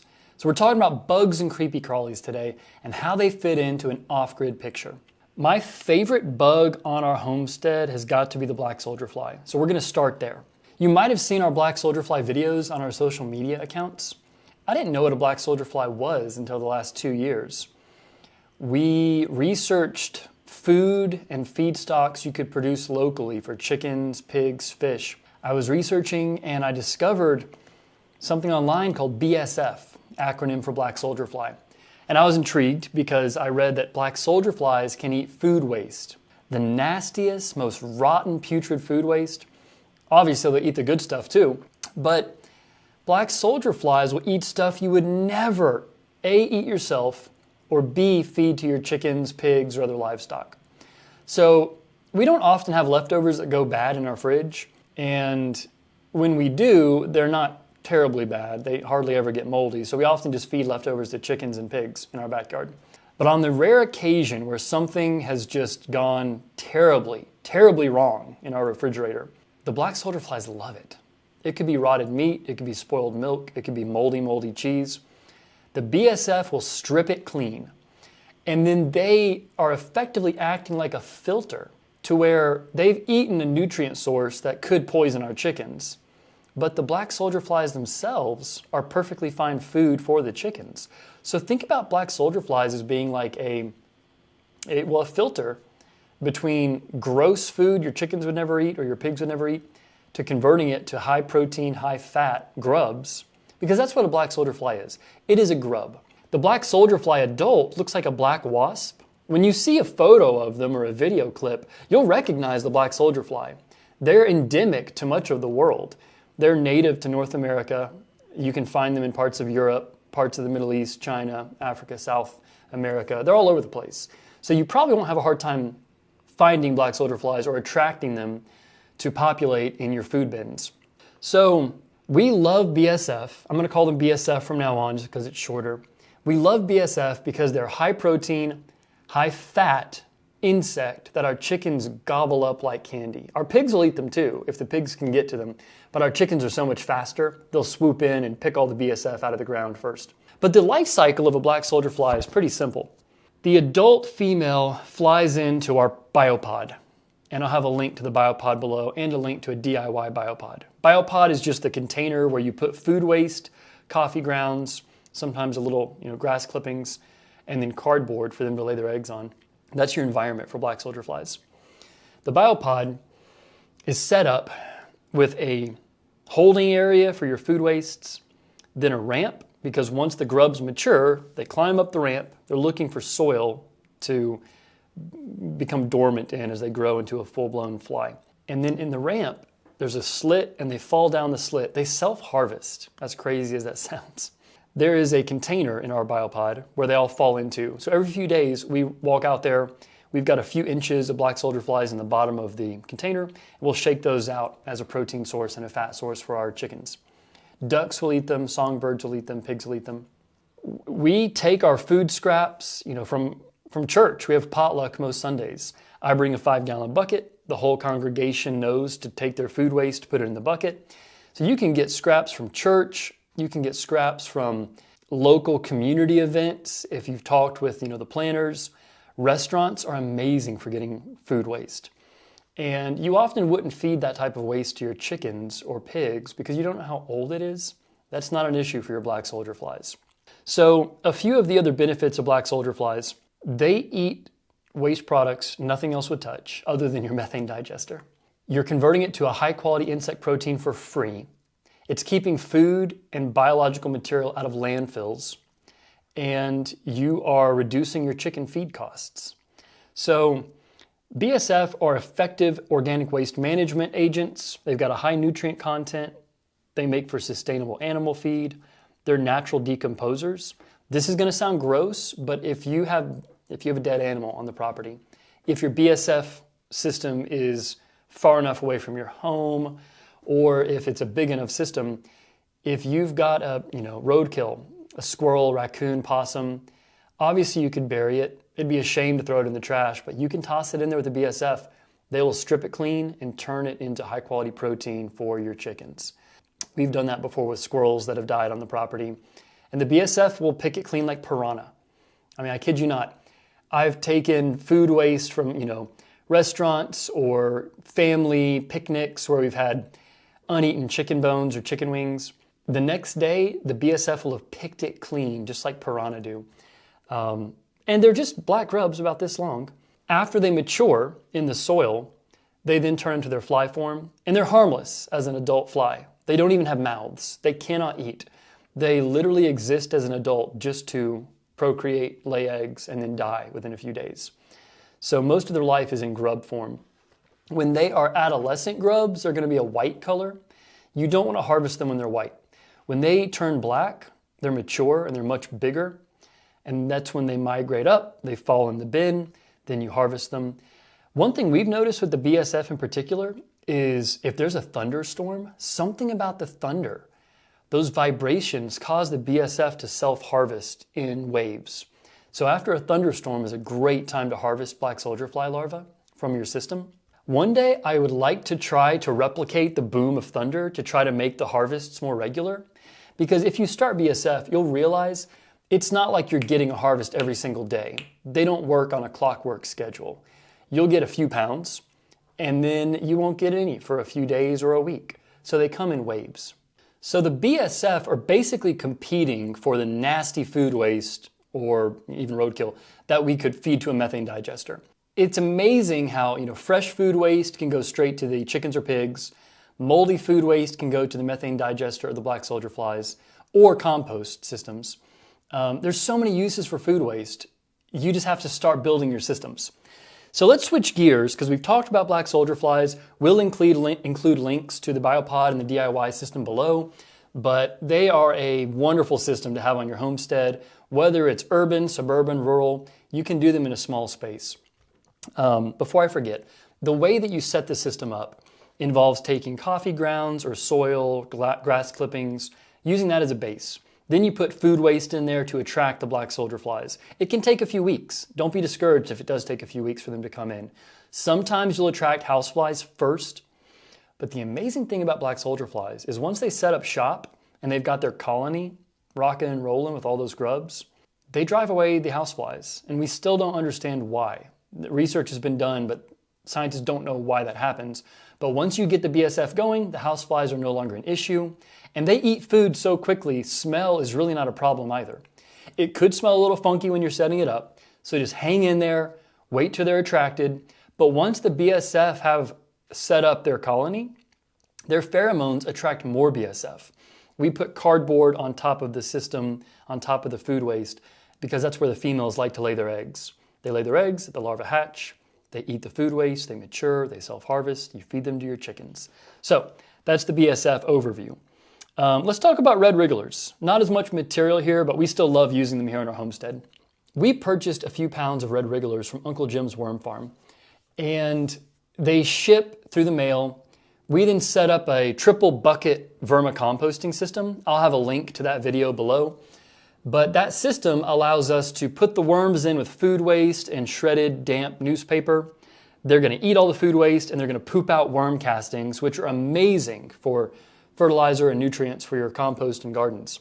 What happens in that triple bucket vermicomposting system is once the worms have eaten all the food, you then swap your buckets and fill up a new empty bucket with no worms with food waste. Put that on top.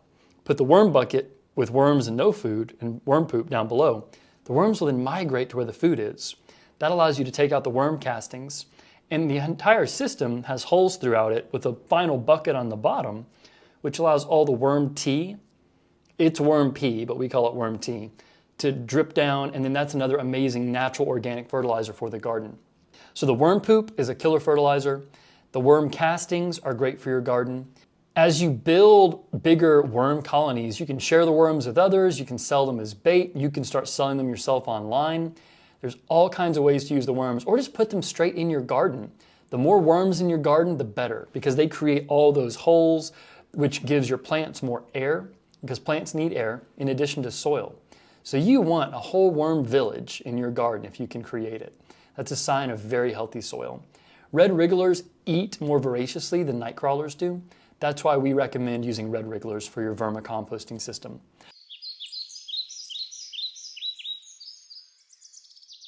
In this video within the food chapter, we're going to be talking about cooking with solar energy and with biogas. These are some of my favorite systems that we use in the Acorn Land Lab. These systems are pretty new, the ones that we use. And they are so powerful, and they are so common sense for off-grid living, for sustainable living, for affordable, minimalistic living. Cooking is the name of the game today. We've talked a lot about the food systems. You know, the poultry, we've got our kuni pigs out back, which we are raising those for breeding. We're not eating those two pigs, Penny and Maple. We do use their manure, though, for the home biogas system. We've talked about chickens. We've talked about permaculture gardens and food forests. So there are a number of ways, beekeeping, mushrooms, aquaponics. We've covered a lot of that. Those are all methods for producing food where you are locally. Once you produce the food, you need to cook the food. When we humans cook food, it makes so many more nutrients available to our bodies. Cooking is as old as the hills. It's something you have to do whether you're on grid, off grid, or somewhere in between. So let's talk about cooking with solar first. Our favorite go-to brand for solar cooking is Gosun. Gosun is based up in Ohio. We absolutely love their line of products. They are a really innovative group. Gosun produces these solar ovens that have a parabolic mirror at the back and then a vacuum glass tube. The vacuum glass tube is the trick because all that sunlight is concentrated on the vacuum glass tube. And because of the vacuum, heat is trapped and builds in that tube. And there's a metal tray that has a handle where you put your food and you slide that in there. So within 20 minutes, you can get temps up to 400 or 500 degrees to cook chicken, beef, pork, vegetables, potatoes, rice, casseroles, egg frittatas, blueberry muffins, you name it, you can cook it in a Gosun. And they make different sized ovens. They've got a mini oven, a regular sized oven. They've got a big Gosun grill and a fusion. The newer models of these solar ovens are awesome because they allow you to plug it into 12-volt power if you're wanting to cook on a shady, overcast day. So the cool thing about cooking with solar energy directly from the sun is it doesn't matter if it's 90 degrees out or 20 degrees outside. It's the sunlight, not the ambient temperature that's used to cook the food. So it could be winter or summer, spring or fall, and you can cook food outdoors using sunlight. Gosun is definitely the main innovator with these solar ovens. There are a few other brands as well that you can use. We have not found one that we like more than Gosun yet. Gosun is just so ergonomic. They're relatively affordable. They're very sturdy and durable. And their vision is just great for giving people fuel-free cooking appliances. And Gosun has quite a few other products as well, but today we're going to focus on the solar ovens. We've cooked tilapia, chicken, eggs, rice, vegetables, sweet potatoes. We've cooked a ton of the produce from our garden in our Gosun ovens. So the Gosun oven, it's almost impossible to burn food in it because it kind of does a combination of searing and steaming the food. It's a whole different way of cooking, so you kind of have to learn how to work with that cooking method, but it cooks very quickly considering it's a solar-powered oven. We'll have some links for some DIY solar ovens down below. We have not made a DIY version yet just because we're so happy with the Gosun products, but we would like to eventually, because the one thing the Gosun products cannot do, it's not big enough to have like a Dutch oven in or a big metal pot. There are other solar ovens that we've seen where you can take your own cookware and put it within it because it's a big box. So Gosun, they don't have a use case for that yet, but we've loved the products and we've been really happy with just the relaxed vibe of cooking with sunlight. You're not using propane, you're not even using methane. And if it is a shady day, we take our battery pack out that we charge with our solar panels. It's a Delta EcoFlow. And the Gosun ovens plug straight into a 12-volt battery pack, or they plug into a car on a cigarette lighter, and you can cook your food that way as well. So that flexibility is incredible. That's why we like the biogas also, because if it is a shady day and we don't have a 12-volt capable Gosun oven, we can simply cook on our methane burner with home biogas. So I suppose that's a pretty good segue to talk about biogas. Biogas is basically methane. Methane is generated when organic material, food waste, manure is in an aqueous environment, so water. When you've got manure, when you've got decomposition, when you got food waste or animal that's rotting in water, if there are methanogens, which naturally occur in cow manure, pig manure, other types of animal manure, and in swamps, methanogens are the bacteria that break down the organic matter and they release methane. They bubble up methane. So swamps, if you go visit a swamp and it's bubbling, you see little bubbles coming out of the water, or a wetlands, that's often methane, which just is released into the atmosphere. Methane is a far more potent greenhouse gas than carbon dioxide. The methane digester that we use and love is made by Home Biogas. Home Biogas is an Israeli company. The methane digesters cost about $900. They'll pay for themselves in a few years just with liquid fertilizer and with all the free cooking fuel you get. But the methane digester is essentially a big black plastic rubber bag that you fill up with a few hundred gallons of water. You mix in a slurry of organic cow manure that gives you the methanogens. That is the ickiest step of the process. It's a rite of passage. I did it. Our other garden director has done it. We have other team members like Ben behind the camera who will do it one day to earn their stripes. But that only has to happen once. You don't have to do that every year. You mix up a slurry of cow manure, and then you take that water slurry manure mix, put it in the methane digester. Then you wait 2 weeks, and it's like magic. The tank on the top that's empty with sandbags on it slowly fills with pressurized methane. And there's a pipe that runs to a grill, a burner, that you can put inside your home, your cabin, your yurt, your tiny house. And it works just like any other propane grill. It's got an igniter, an ignition. So you twist the knob and then methane comes out, it lights it, and you've got a blue flame. It doesn't smell any different than propane. People in our comments joke that we're cooking on cow farts. That is basically true, actually. But because it's a free fuel source, we think it's awesome. Now, after a while, you're just cooking on food waste that has the methanogens from the cow manure. So every day we'll take food waste that we don't feed to our black soldier fly larvae. We'll take that to the home biogas system, and it can take a few liters of food waste per day. Once a week we top the system off with more water. And as you can imagine, liquid will come out the other end of the methane digester. We've got a 5-gallon bucket set up for that. We've drilled a hole for the pipe to fit in snugly. I've got toddlers and I don't want them messing with that liquid fertilizer. It is all organic, but that doesn't mean it's safe. And my toddlers have been known to drink things that are liquidy. So be advised, you want to handle that liquid fertilizer with care because it is dealing with animal manure. So we'll take food waste, veggie scraps, spoiled meat or milk, starches, moldy bread. The home biogas system loves starches. That makes methane gas like nothing else. We get up to 2 hours of clean burning cooking fuel per day. So on shady days, if we're not using the solar oven, we'll fire up a kettle of tea, cook scrambled eggs, make a pot of chili on the methane digester itself. One note, the methane digester will not perform optimally under 68 degrees Fahrenheit as an average temperature.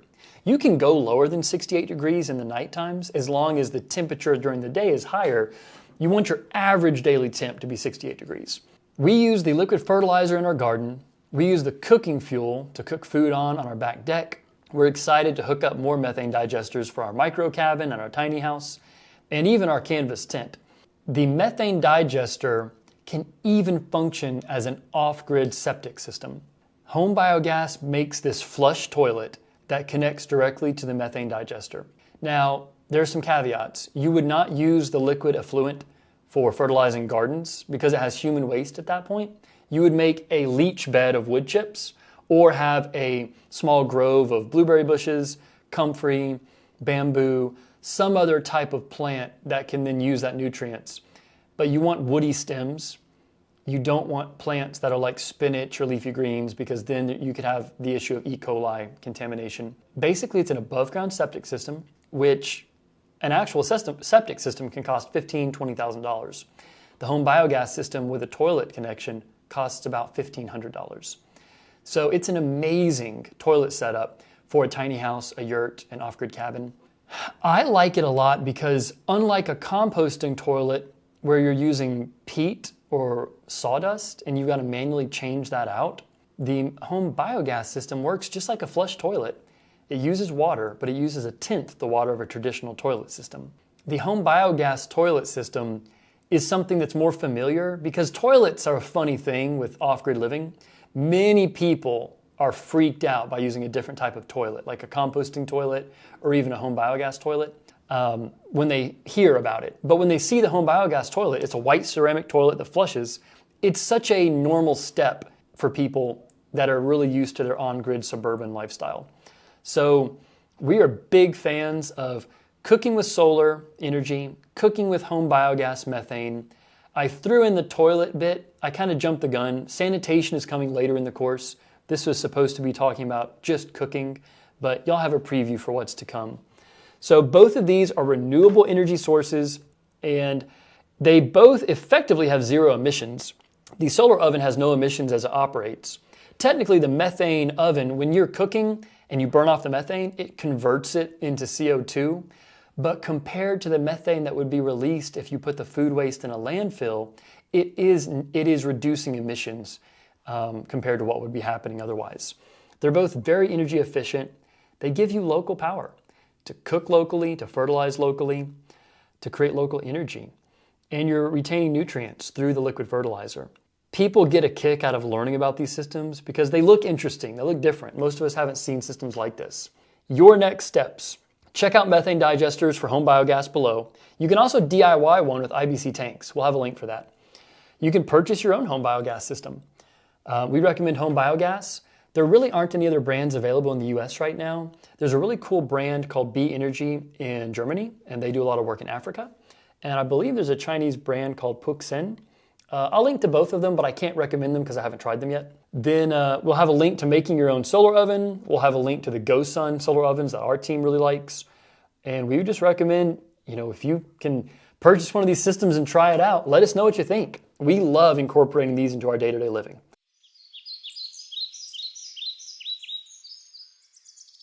Today we're talking composting and liquid fertilizer. These are the cornerstone ways that we build nutrients, we build soil, we build microbial life in our Acorn Land Lab garden. So just to give you a little bit of background on the Acorn Land Lab garden, it is a 1/4 acre lot in a historic town in Georgia. That 1/4 acre lot, I purchased it 4 or 5 years ago. It was just a vacant lot with some junk on it that the neighbor had. The soil is hard, compacted clay. There was grass and weeds on the hard, compacted clay, but it was not suited to be a garden, not yet at least. So it takes work to fix hard clay or soil that's not ready to be a garden. For a garden, you want black, fluffy, loamy soil that you can squeeze and a little water comes out, soil that doesn't crumble, soil that's got worms in it and microbes and bugs and mycelium and mushrooms. It should smell sweet. It should have a mix of organic matter, a little bit of clay, a little bit of sand. It should be loamy.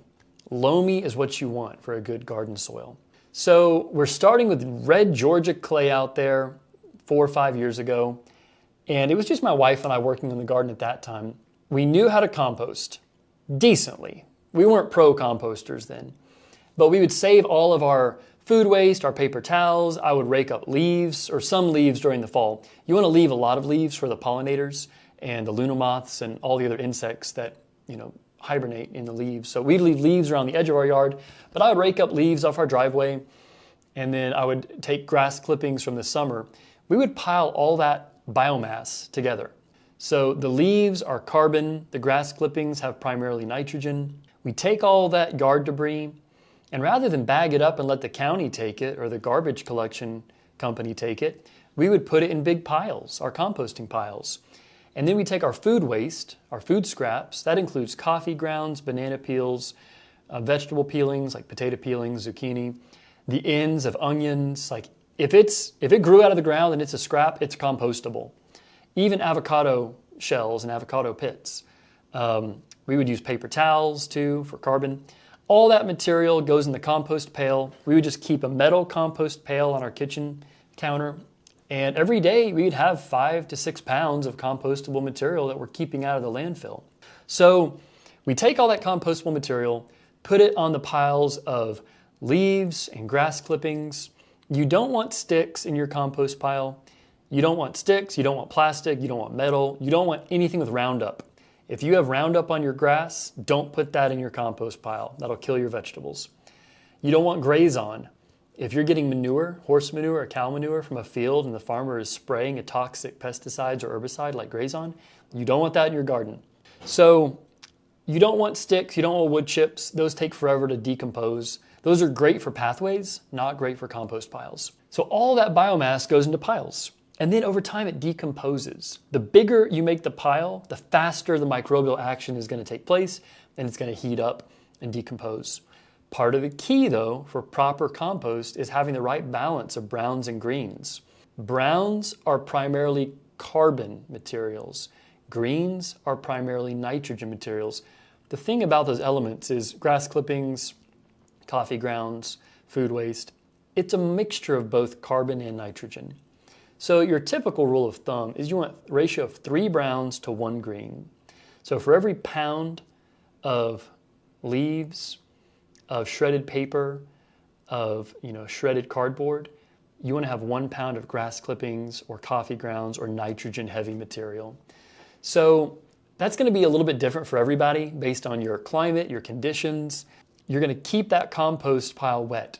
It needs to have water in it. It needs to be wet. It needs to be covered to keep bugs, like flies buzzing around and to keep, odors down. But when you're properly managing your compost, it really doesn't stink at all. Composting is an aerobic process. Aerobic means with air. So you want to turn your compost every few weeks. It means you literally shake it up and move it from one pile to another. So we use shovels and pitchforks to turn our compost every week or so. That allows air to get back into the compost decomposition process because the microbes breaking down the nitrogen and carbon materials, they need oxygen to do that, to respirate. So composting is an aerobic process.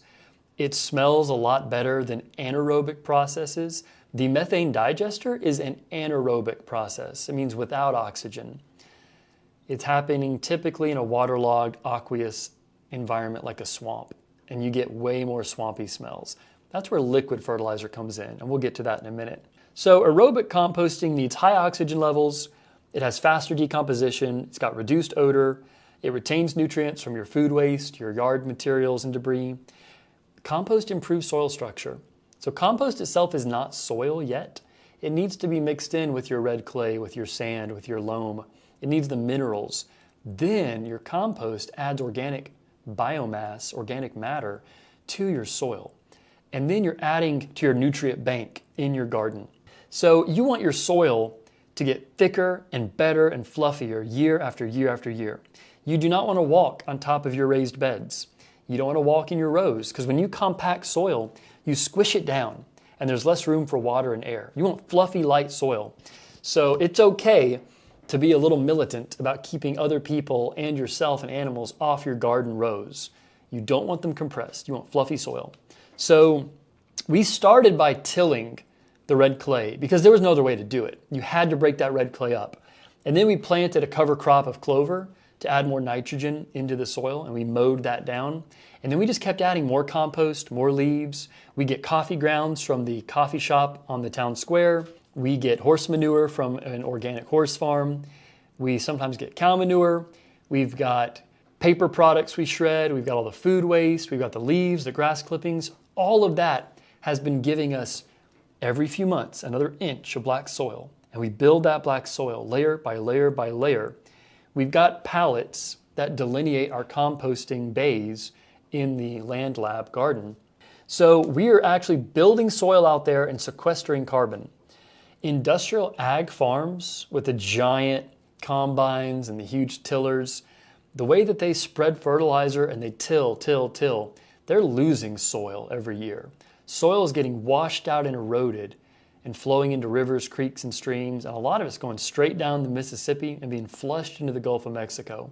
That's not sustainable for the long term. Farmers cannot continue to farm if the soil is being depleted and worn out. Crop yields will diminish and decrease year after year. And as you continue to apply more synthetic fertilizers, more chemicals, NPK, nitrogen, potassium, and phosphorus, that is going to burn out your soil. You burn out the microbial structure, you burn out the mycelium. Composting increases the microbial structure. It increases the mycelium. Adding biochar to your compost helps you make that rich black earth. So composting is a huge element. It's a cornerstone of what we do in the land lab. If you're going to have a permaculture vegetable garden operation, if you're going to have an organic garden, you have got to compost. There's no other way around it. That creates a closed loop for the nutrient cycle. So let's move on from compost to anaerobic liquid fertilizer. If you Google JADAM, J-A-D-A-M, that's a Korean method. It's a whole different concept than composting from brewing fermented organic fertilizers. So we've got these giant 80-gallon pickle barrels that have a spigot tapped into the bottom. That's where we create our liquid organic fertilizer using the JADAM method. I'll link to JADAM down below. So the liquid fertilizer is great because it's basically just an extension of our home biogas methane digester. What we do is we take water and we let it off gas. We let the chlorine from the city water off gas. Now we're using more and more rainwater with our rainwater collection system in place. But we fill up our big black tanks with water. Then we go get weeds, kudzu, grass clippings, all kinds of green biomass. Put that green biomass in the tanks filled with water. And then we go find some leaf mold. We find some soil in the forest and throw that in there. That's got the microbes to kick off that fermentation anaerobic digestion process, much like the manure in the home biogas system. So it takes longer than composting often, but the methanogens and the fermentation process occurs in those big tanks with the liquid fertilizer, much like it does in the home biogas system. Now, be advised, it has a strong smell when you do it properly. We know the days that the garden team has fertilized out there. You can smell it. But the reality is you can smell synthetic fertilizers too. Fertilizers are just one of those things, they're not going to smell great no matter how you slice or dice it. But this one is totally organic and it's renewable, it's sustainable. So the liquid fertilizers that we ferment out there take a few weeks, but once they fermented, we then dilute them in water and then we spread those across our raised beds and our garden rows. And just to give you an idea of how productive our garden is now, the first year when it was just my wife and I composting, we ate maybe 30 or so meals that were 80% from the garden that summer. The first year we ran Acorn Land Lab out there, when we truly built up the land lab, we harvested over 1,000 pounds of produce. This year, we're not even done with the harvest season yet, and we've harvested 2,300 pounds of produce from that garden. So you can see year over year, we're getting more and more and more abundance from that garden. The garden will continue to deliver if we keep investing in it with compost and liquid fertilizer. Now we add other things like biochar, bone meal. We've gotten bags of lime to put out there depending on the pH needs of the soil. It's a whole cocktail. It's a whole art. It's a very imperfect art that needs trial and error. But composting and liquid fertilizer are the basis for how we fertilize the garden space. And it's only a 4,000 square foot garden area and we don't have very dense rows and we have tremendous yields. So I'll have some more links in the bottom, but the next steps for you would be saving your food waste and beginning to either compost yourself or take your food waste to makesoil.org drop-off locations. If you're in an apartment, find some local community gardens where you can take your composting scraps to. Start your first composting pile or buy a composting roller to keep it tidier if you're in a suburban backyard. If you're in an apartment, use Make Soil like I mentioned, or use a food waste processor. Lomi is a food waste processor, and then Niviop. I'll have links to both down below. If you're feeling really hardcore, get a barrel with a tapped spigot in the bottom. Start making your own liquid fertilizer using the JADAM method. I'll have a link down below as well. We're in our final section in the food systems chapter. Our topic today is going to be food waste. We've touched on this in the previous sections, but we're really going to dig deeper today as a summary on all the ways you can use food waste and why our food waste problem globally, but in the US in particular, is so bad.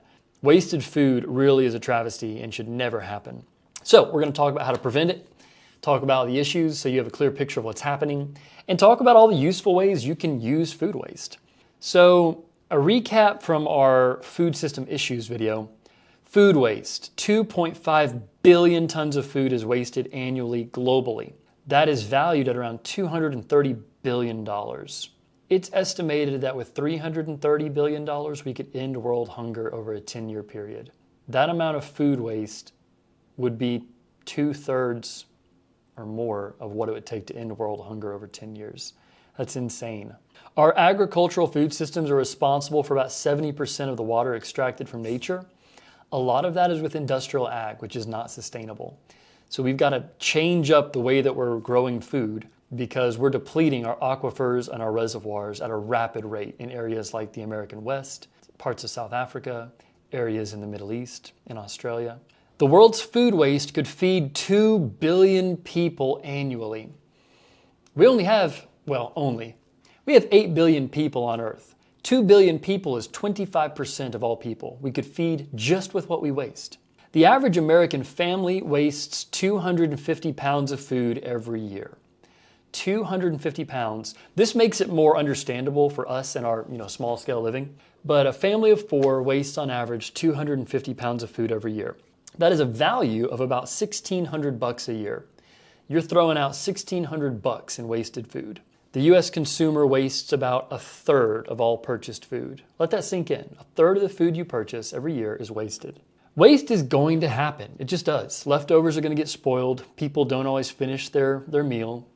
Toddlers. I have 2 toddlers. Toddlers waste a ton of food. And it's going to happen.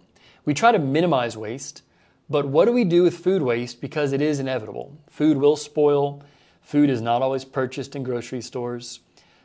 Sometimes food comes to you already spoiled from a grocery store. Sometimes there's just extra and it's not eaten. Sometimes it's forgotten about. So if food waste is inevitable, the big questions are, how do we minimize food waste? And with the food waste that we do have, how can we use it properly? How can we make it a useful product instead of a waste? So let me go ahead and just hit the big points. I'm going to review the ways that we use food waste on our off-grid environments, our land lab, and our homesteads. If the food waste is fresh, we feed it to our chickens. We have a flock of about 40 chickens and then 10 at my house, and then another 20 chickens on the Acorn Land Lab. So chickens will chase down almost any food scrap. Chickens will eat meat. We don't feed our chickens chicken. That would be kind of messed up. But we will feed our chickens pork scraps, beef scraps, fish scraps, because chickens are omnivores. They eat vegetable matter and proteins, meat, insects. So that's the first way we get rid of most of our food waste. Most of our food waste, we turn into free eggs by feeding it to the chickens. And it's really simple. If you're picturing us giving a bowl of food to the chickens, that's not how it works. We go on our back deck and we pitch the food off the back deck onto the grass, and the chickens come running. They know when we're about to throw food waste at them. Well, not at them, but in the backyard. So we'll come out there, and our keyword for the chickens is chuck chuck. So when the chickens hear chuck chuck, they come charging like an army across the backyard, and they will devour the food waste we throw in the backyard. It could be leftover rice from the toddlers. It could be old bread. It could be vegetable scraps, vegetable peelings, old meat scraps, leftovers. They'll eat it all. That's the first way we get rid of food waste. And that honestly takes care of about 80% of our food waste. The next layer is feeding food waste to our pigs. The chickens typically will eat all of it, but if there's too much, we'll give some to the pigs as well. The chickens are faster, so the pigs take a minute to get to it. Both chickens and pigs are omnivores. They will eat all that food waste. Herbivores like cows and sheep, they're not going to eat the variety that chickens and pigs will. And that's okay. They're meant to be eating grass, as they are ruminants. So if we've got old and yucky and gross, nasty food waste, we put that in the methane digester, which gives us liquid fertilizer for the garden as a byproduct. And it gives us clean burning cooking fuel up to 2 hours every day. So we turn nasty food waste into free fertilizer and free cooking fuel on our grill top. If we have too much food waste from the methane digester, we take that other rotted, nasty food waste to the black soldier fly biopod. They will eat the food waste, they'll extract the nutrients, and then they are a clean protein and fat source for the chickens. So we can turn our food waste into free eggs, free bacon, free cooking fuel, free fertilizer, and free animal feed with grub protein. We have no food waste that's actually going to a landfill at our house anymore. It is all turned into a useful product. And the fail-safe is composting it. If we can't use it in all those other systems for whatever reason, we compost it. We cannot get enough food waste here.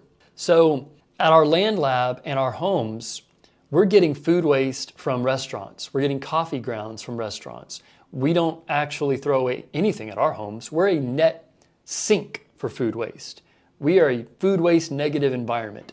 If every home and business was a food waste negative environment, we wouldn't send any food waste to landfills at all. I predict that in the next decade, more and more people are going to wise up to all these ways of using food waste, and soon one man's trash will become another man's treasure. Food waste is a valuable commodity, and I'm trying to get it from as many restaurants as I possibly can. Within reason, we only need so much for our systems, and we use every scrap of the food waste at our homes. So today it's viewed as garbage. In the years to come, I believe more people will see it for the valuable stream that it is. So let's see, have we missed anything? Circular economy is a great term for this. In a circular economy, nothing is wasted.